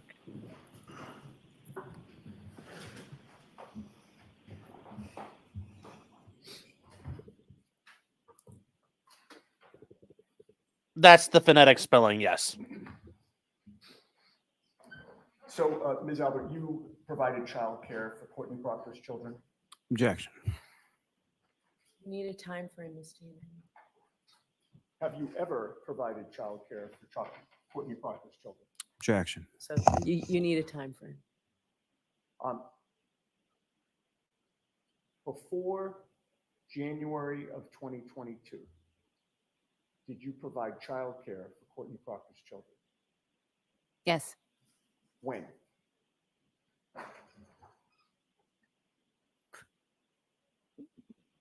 $2019. 2019. Just that 1 year? Yeah, it was pre-COVID. And then when COVID happened and everything shut down, I wasn't helping her any longer. Okay. And then occasionally after, I would help just on an as needed basis. Okay. After COVID. And during that year of 2019, how often did you watch her children? 2 days a week. And she had a boy and a girl? Correct. What were their names? Jack and Caroline. And Jack and Caroline were Trooper Proctor's niece and nephew, correct? Yes. The Proctor family entrusted you with the care of their children, correct? Objection. It's sustained as asked. You know that Michael Proctor is a state trooper, correct? Yes. You knew that he also was from Canton? Yes. You knew his wife, Elizabeth Proctor? Yes. And you were also aware that Courtney Proctor had recommended you to also watch Michael Proctor and Elizabeth Proctor's children, correct? Objection, move to strike. That objection sustained. She's chewing on spite and hate right now. But you go back a long way with Courtney Proctor, correct? Correct. In fact, you were certainly at her wedding, correct? Objection. Sustained. Your son was a ring bearer at that wedding. Objection. All right, so we'll sustain that through this witness. You've spent time at Michael Proctor's childhood home, have you not? Yes. You've been to the pool at the Proctor's house, correct? Yes.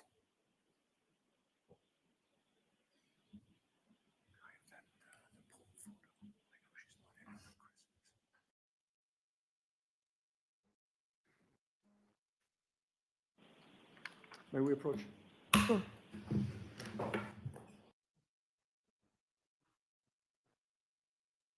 I will say these strawberries are like, got some strawberries from the grocery store. Like, not impressed, man. But it's almost time for our own to grow. So, a Chip Chipperson.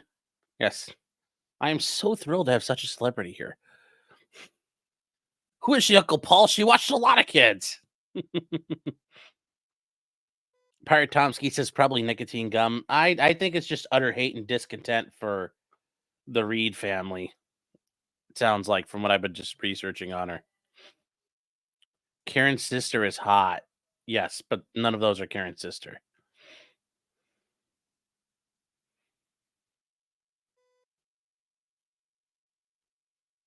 That's why I'm not eating Sam's Club strawberries, but we're getting flowers on ours. Our plants are flowering. It's going to be soon. Just you watch, it's going to be soon. And our strawberries, last year we got fucked because they got this like mildew on them, like on all the leaves, and we cut them all down to try to save it. But like the first 2 weeks of like the season when they started blooming, oh my God, they were the juiciest strawberries ever. They were amazing. They were so good. Strawberries are going good in Georgia. We have to pick every day. Good. I eat fruit. I am what I eat. Yes, I eat healthy things. I even eat salads. Surprising, huh? 310 people here, guys. Thanks for watching. If you guys are new, my name is Sean, also known as Potentially Criminal. I am a defense attorney in the Cleveland, Ohio area, and we're watching Kieran Reed, watching day 8, this half day.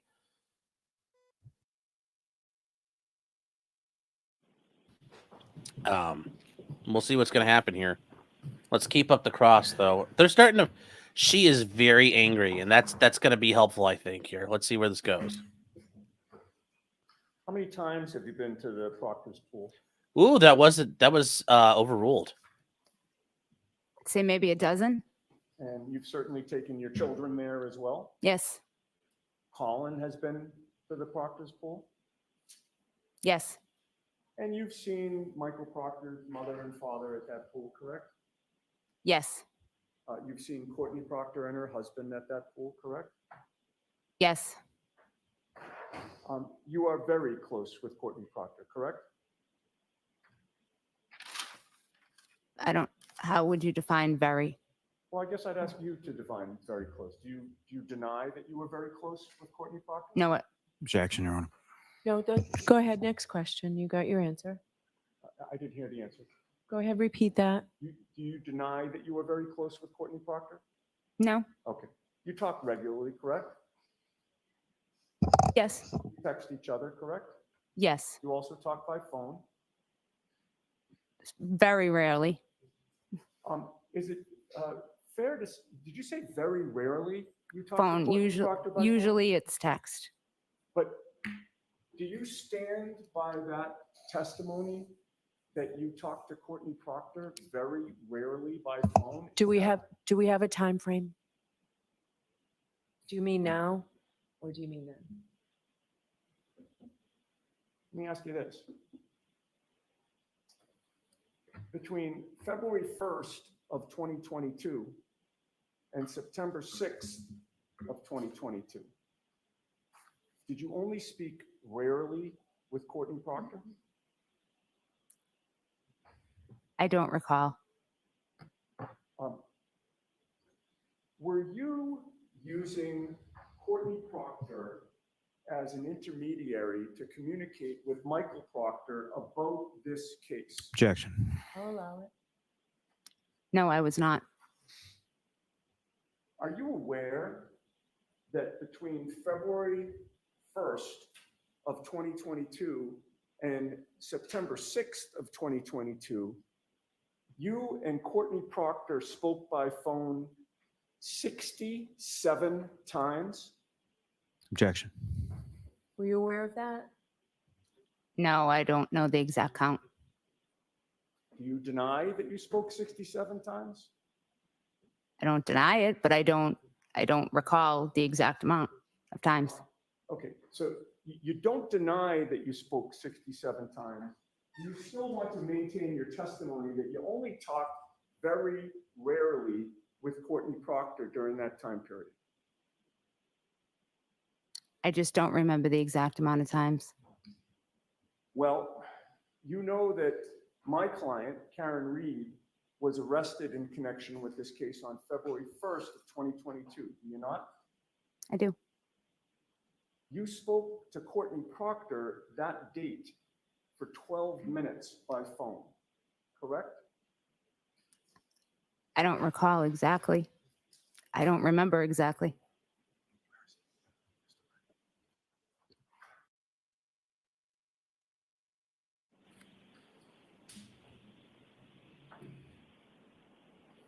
May I approach? Sure. Before I approach, Mhm. your memory's exhausted as to whether you spoke to Courtney Proctor that day, and if so, how long the two of you spoke? Yes.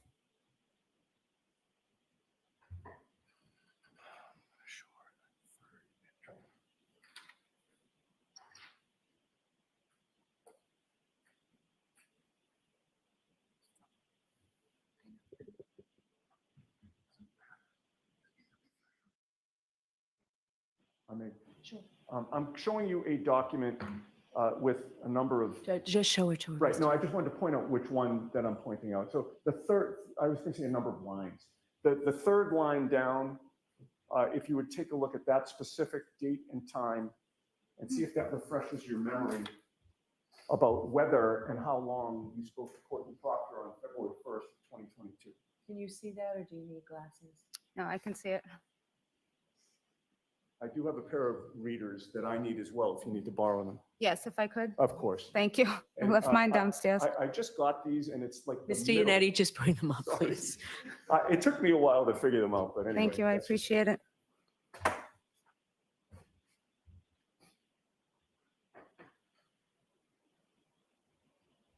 It's the third, yeah, third line down. Third line down. Yes, I see it. I don't recall. This Okay. was a long time ago. Thank you. And you say that having seen this record, it does not refresh your memory that you spoke to Courtney Proctor for, Don't, it does not refresh your memory. That's where you have to leave.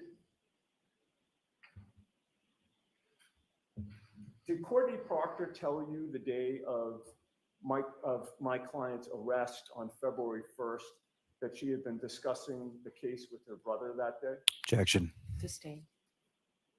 Did you speak to Courtney Proctor that day in any fashion? What day exactly? The day of my client's arrest on February 1st of 2022. That was on the sheet you just gave me? It was. Well, I did, obviously, if it was on that sheet. Okay. And when you talked to her, did she tell you that she had discussed the case with her brother? Objection. Sustained. Were you notified that Karen was going to be arrested? Objection. Sustained. What did you discuss? Ooh. I don't recall.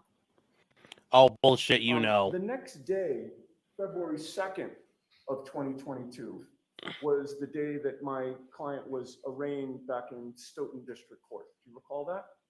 Yes, I do. You spoke to Courtney Proctor 3 times that day before my client's publicly televised arraignment at 9 a.m. Did you not? Again, I don't remember. Ooh. After the arraignment, you spoke to her again for 27 minutes, beginning at 10:58 a.m., did you not? I don't recall. Okay. So your testimony is, well, strike that. My client's arrest was pretty big news in Massachusetts, wasn't it? Objection. Sustained. You were aware that my client had been arrested, correct?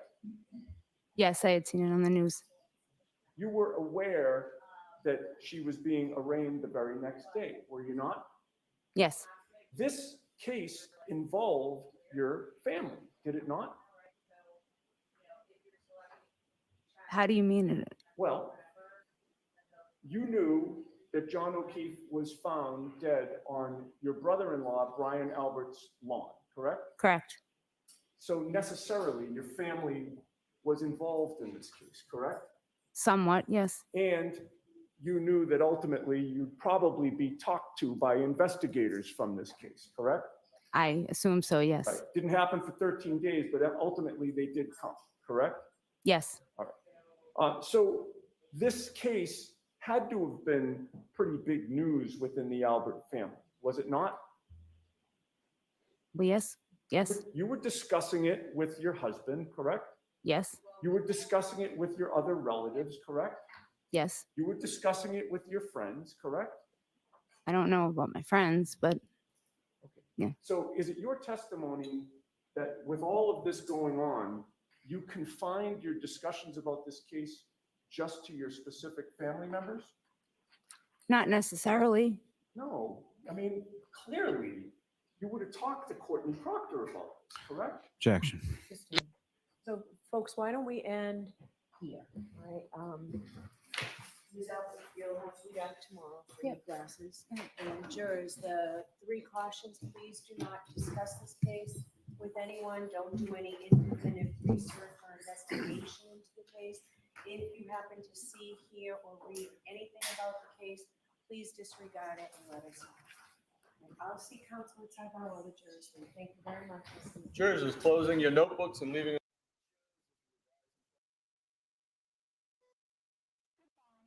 It's 12:30. Yeah, the witness, that was a little weird. Why are we ending so early? Like, I'm like, yeah, I don't know. Maybe she's got a date on the golf course, but yeah, just let's go back to that. She's just Closing your immediately in the middle of it, like, we're done. Here. Here we go. You would have talked to Courtney Proctor about this, correct? Objection. Sustained. So folks, why don't we end here, right? Ms. Albert, you'll have to be back tomorrow for your classes. And jurors, the 3 cautions, please do not discuss Yeah. this case. Such with horse shit. anyone. Don't do any. Why do we end, every other Tuesday and Wednesday or Thursday so far, 1:00? Courtney Proctor texted Michael Proctor that Julie wanted to give Michael a gift after this is all over. That's not a surprise. The fire EMT lady has to come back to the stand. Yes, she does at some point. Yeah, they're gonna bring that girl back. So, no, they're done for the day. Done for the day. That was just so fucking abrupt. That kind of caught me off guard. Just all of a sudden, done. You're like, what?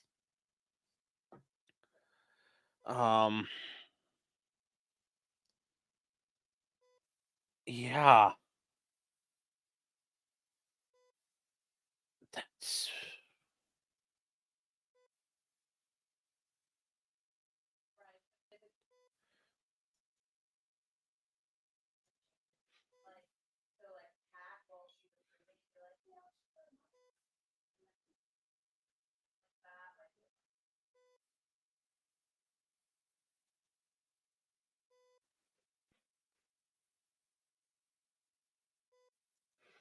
so.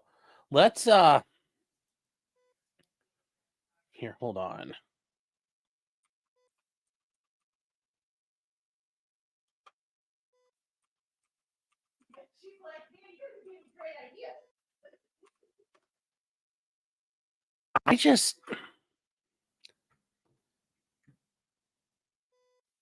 even with the Karen Reed stuff, even to her attorneys, they're starting to peel away and they're chipping away little bits. But we're not to the point where like they've scored a home run, guys. But yes, I do think they're showing how tied together this web was and why nobody thought these were problems. People are just getting involved.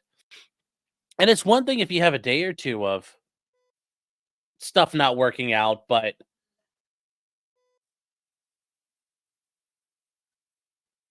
yeah, it's just what I will say is we know she's been on the phone with Proctor. So the Albert family's been on the phone with Proctor. That is a big problem for the state. It's a big, big problem at this point.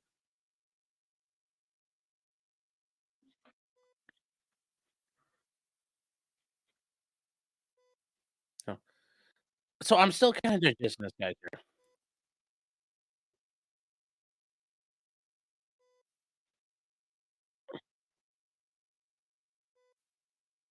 I blame Sean, yeah. So the one thing I will say here is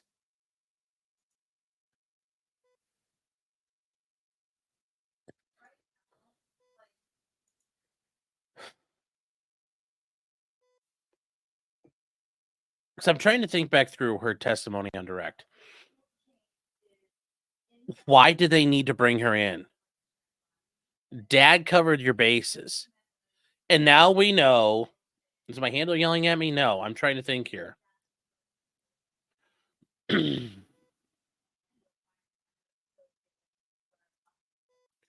I know the Cincy guy put landmines in his yard to deter thieves? No, never heard of that. So, I mean, here's a big thing for the state. They did all this. They brought in Julie Albert. Why? What did you get out of her that now the defense has said, well, you're on the phone with the lead investigator? All this time, 67 times. You guys are in contact. You swim, you hang, you bro out. Why did you guys they knew this was coming. That's the thing that's weird. They knew this was coming and they still said, fuck it, we're gonna put her on the stand. I don't fucking get these prosecutors. It is really weird. Like they know how they're gonna get fucked, and they're like, yeah, whatever, we'll let it ride. It's almost like Lally's sitting there like, oh, who could have foreseen this?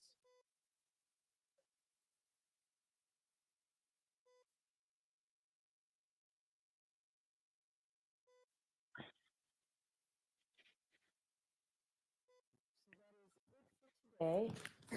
See you tomorrow morning. So All right, it just, please. all these people, they're at the fucking bar, and there's the high top tables, and look over there's the band. The band's next door. Okay, I don't disagree. There's a band. They're at a bar. Like, okay. Yeah, 67 times. Well, if it's your friends, I mean, you're gonna talk a lot. They met up at D&E Pizza. Well, yeah, lunch at D&E Pizza. Donuts before the bar and make a pizza after. Yeah, there you go. She mentioned it previously getting at 12:30. God damn, she is like she's whatever she got going on. She's like, I got a waxing today. I'm not waiting. Yes, support Scott. If you guys know Future Conflict, Scott over at Future Conflict is involved in a his own comic / kind of like graphic novel. It's the Land and Sea. It's part of the Land and Sea series. It's called Paradise. It's got all the writing done. He's working on the artwork, getting that put together. So, if you don't want comics done by, you want somebody who doesn't get involved in all the gay comics gate shit, Scott's your man. And there's, explosions and, kapew, kapew, kapew, and it's actually pretty good stuff. So Scott is a good writer. He is the creative mind behind the Door Kicker series as well. So they are done. All right. All right here. So we got some, let's see, keep up going here. Ariel, yeah, Turtle Boy doesn't know to chill. Looks like his good work gets shadowed by the dumb things he does. Pretty much. Pretty much. He's his own worst enemy. She contradicted dad's testimony twice, at least I caught. It's like, yeah. And the defense would have brought her to stand. That's fine. That's fine. Then fine, let them bring her to the stand. You fine, bring her up. You fucking call her. Doing the state doing this doesn't do anything. Yeah, they're all at the high top table. Who the fuck cares? We've literally spent a day on the goddamn bar. And it's not even the McCarthy's bar where we see John O'Keefe. We see John O'Keefe at McCarthy's. Okay, great. Having his last beers as a free man before he gets murdered at the swinger club. And then we're worried about all these other jack-offs over at wherever the hell they were at. The waterfall. The waterfall. Nobody cares. You wasted an entire day on that. You wasted an entire day. And now you went back to that well, and the defense caught you at your pants down. Because now they're bringing up all the Proctor shit. And here's the thing. If you were trying to, like, draw out the sting and draw out the issues, you still never brought it up. Because now it looks like you're hiding shit if you're the prosecution. Now it looks like you're hiding things because the defense knew all this. How do they know all this? Through discovery.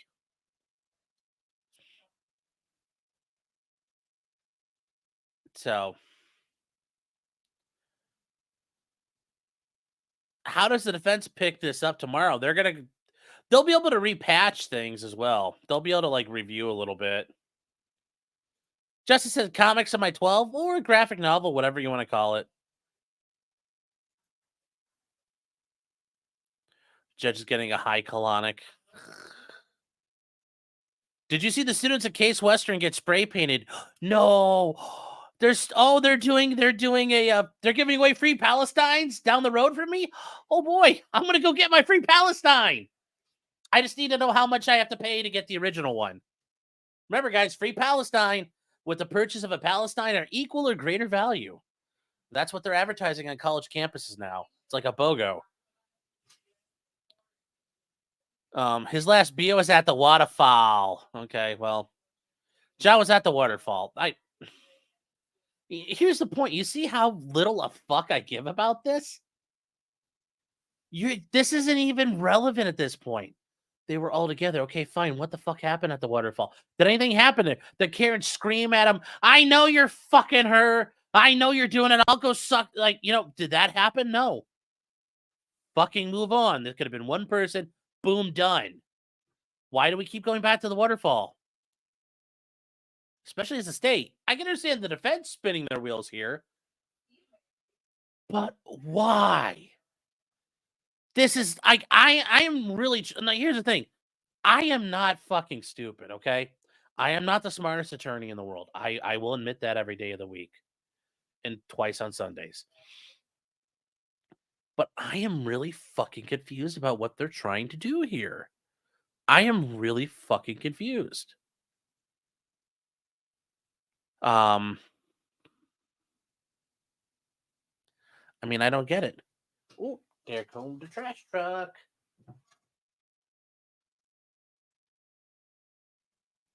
Yes, the dilation and evacuation right next to the Planned Parenthood. I know, isn't that what it's called? The D&E? Say it like a yinza. I'm a jagoff. I will never. And to all the people who got upset because me saying yinzer were godless people, cry harder. No one likes the yinzers. God hates yinzers.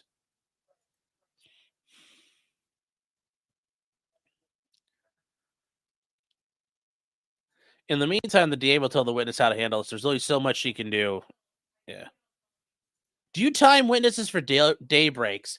I mean, there's going to be times where you try to plan out like how long it's going to be for a party. Yeah, I mean, you do to an extent. Because you want to try to get it all done. Unless you want stuff to hang in the air and then come back to it. But yeah, generally speaking, you try to plan things out, especially as a prosecutor, because you generally know what you're going to do. You can kind of plan a little better.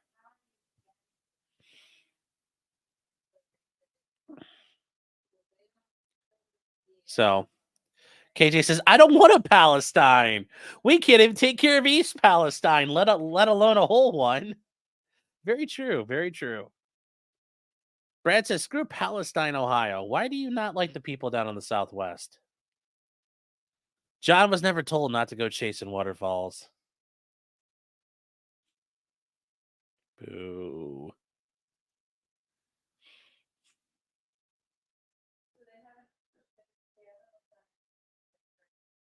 Free Palestines, I know. It's like, I'll show up at the protest. Hey, where do I get my drinking mug? You said Palestines.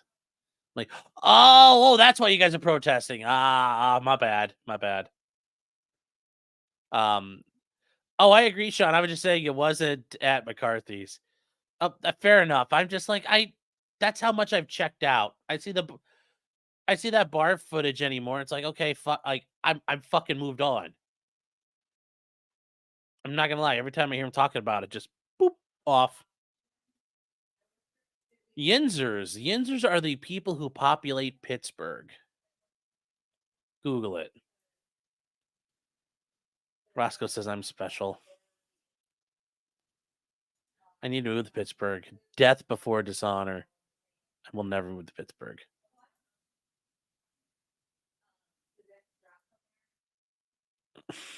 You guys.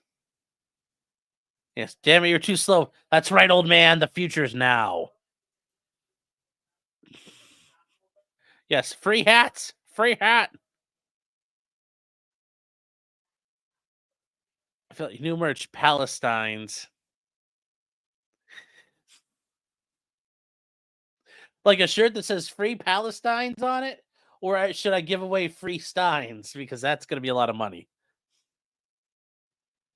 Pittsburgh sucks the sweat off a dead man's balls. Well, yes. Yes, it does.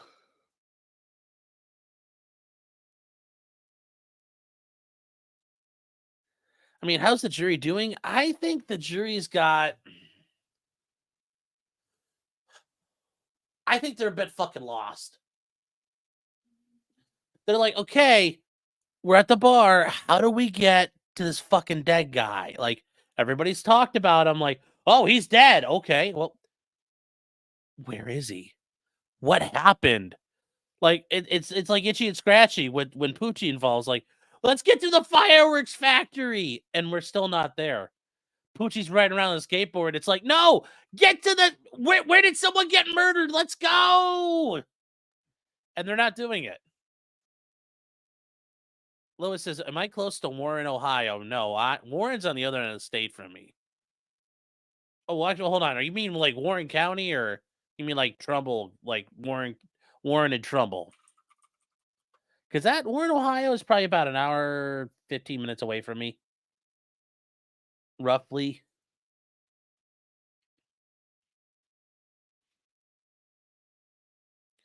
Actually, how many miles is it from there to here? Let's check. Also, God, I don't know about you guys, but everywhere else, but it got cold today. It's like 50s, man. And I was like, it was so nice before.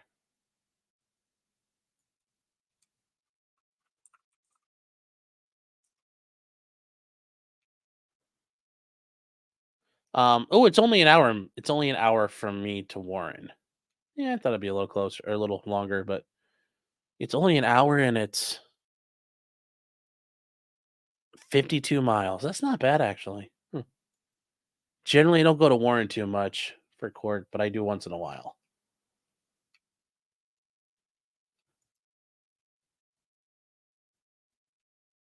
It's cold here in Michigan today, yeah. Brian says, am I close to Medina? Medina's probably... I say, well, I mean, it depends where you're trying to get me to. Like, you want me to go to like Medina County? That's a little closer, but Medina, probably about 45 minutes away. Probably about 45 minutes.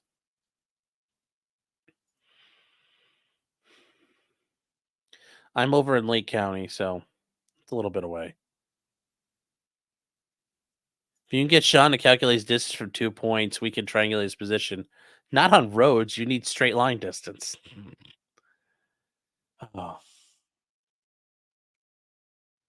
See ya, day 9, base chat. Yeah. So I don't know. It's pronounced Cuyahoga. Cuyahoga. Cuyahoga.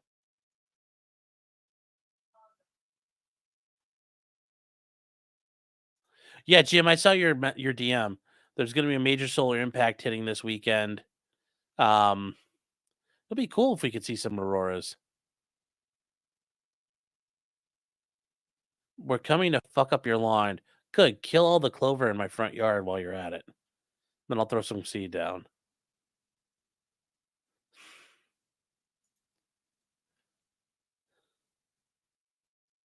So, yeah, but guys, no, this was just. I don't know, chat. I just don't know anymore.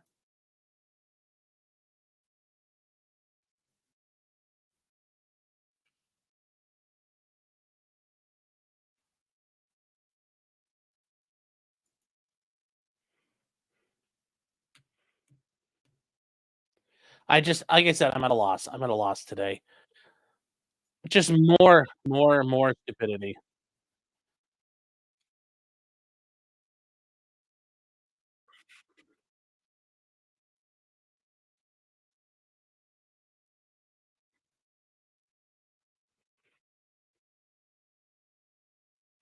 Brian says I used to live by the courthouse in Medina. Oh, nice. It's a nice little downtown there. So guys, yeah, I just. Ooh. Oh, Debbie asked for $5. Debbie, I am so. Oh, hold on, Debbie. My apologies. I am so sorry we didn't get to this right away. Um, why did that limiting instruction sound so convoluted? Because all limiting instructions sound convoluted. I mean, they pretty much all do anyway. So you never walk away from a limiting instruction like, oh, I feel better about that. No, most instruction to juries are confusing and convoluted. So, but yes, I'm so sorry I didn't bring that up earlier. And Justin says, "Fucking chat is fat." No, a little bit, a little bit. And Aaron says, "If you're ever in Fort Wayne, rise and roll caramel filled, but the best donut in the country." No, I'd have to try that. Fetigator is a new member. Thank you. Thank you for your support. And 10K view member for 4 months.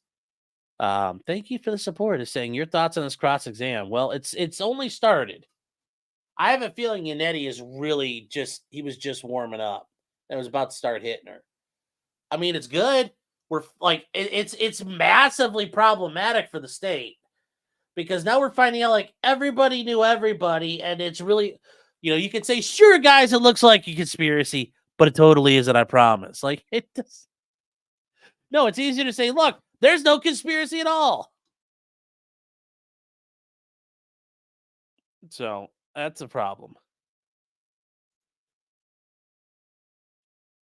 Island saying it wasn't a great cross, but the prosecution still managed to have many shady witnesses.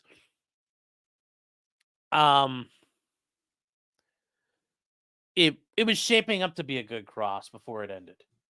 It was shaping up to be a good cross. The state kept objecting and really derailing him, but they were making good headway. So I'm sure it'll be even better when we come back tomorrow morning, 9 a.m. So that'll be fun. That will be fun. 275 people here, guys. If you guys are new, I did want to say tonight, as we do every Thursday, we have our Thursday night stream, 9:30 Eastern time. We got a lot we're talking about. We'll touch on Karen Reed a little bit. We got some stuff for Karen Reed. We got some updates in the Trump cases. We got a couple other things, including a prosecutors off in Florida doing some really, really racist shit and how it pled out cases. Daryl Brooks has pled out. There's an update in the Richard Allen case. Big news is they're not trying that until November and October time. And then there's a rather funny thing. The New York senator who proposed a legislation that allowed E. Jean Carroll to sue Trump is now getting sued under that, and he's screaming, crying, saying it's unfair. So it's a bit interesting there. There'll probably be some other things we'll add, but for right now, that's kind of what we have. And Yeah, I think it'll be a fun time. I think it will be a fun time. So that is at 9:30 tonight. And be there or be a square. Is it 8:30 or 9:30? 9:30 p.m. Eastern time.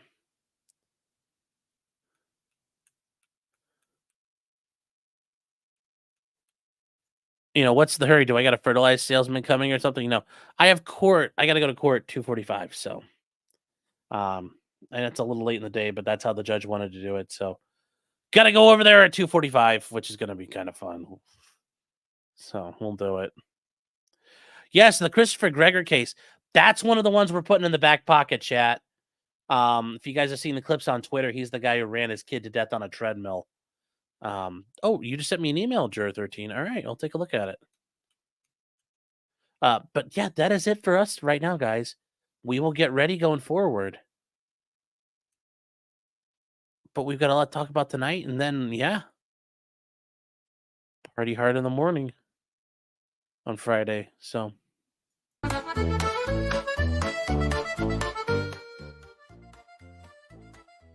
that is it, guys. And Karen Reed may have done it.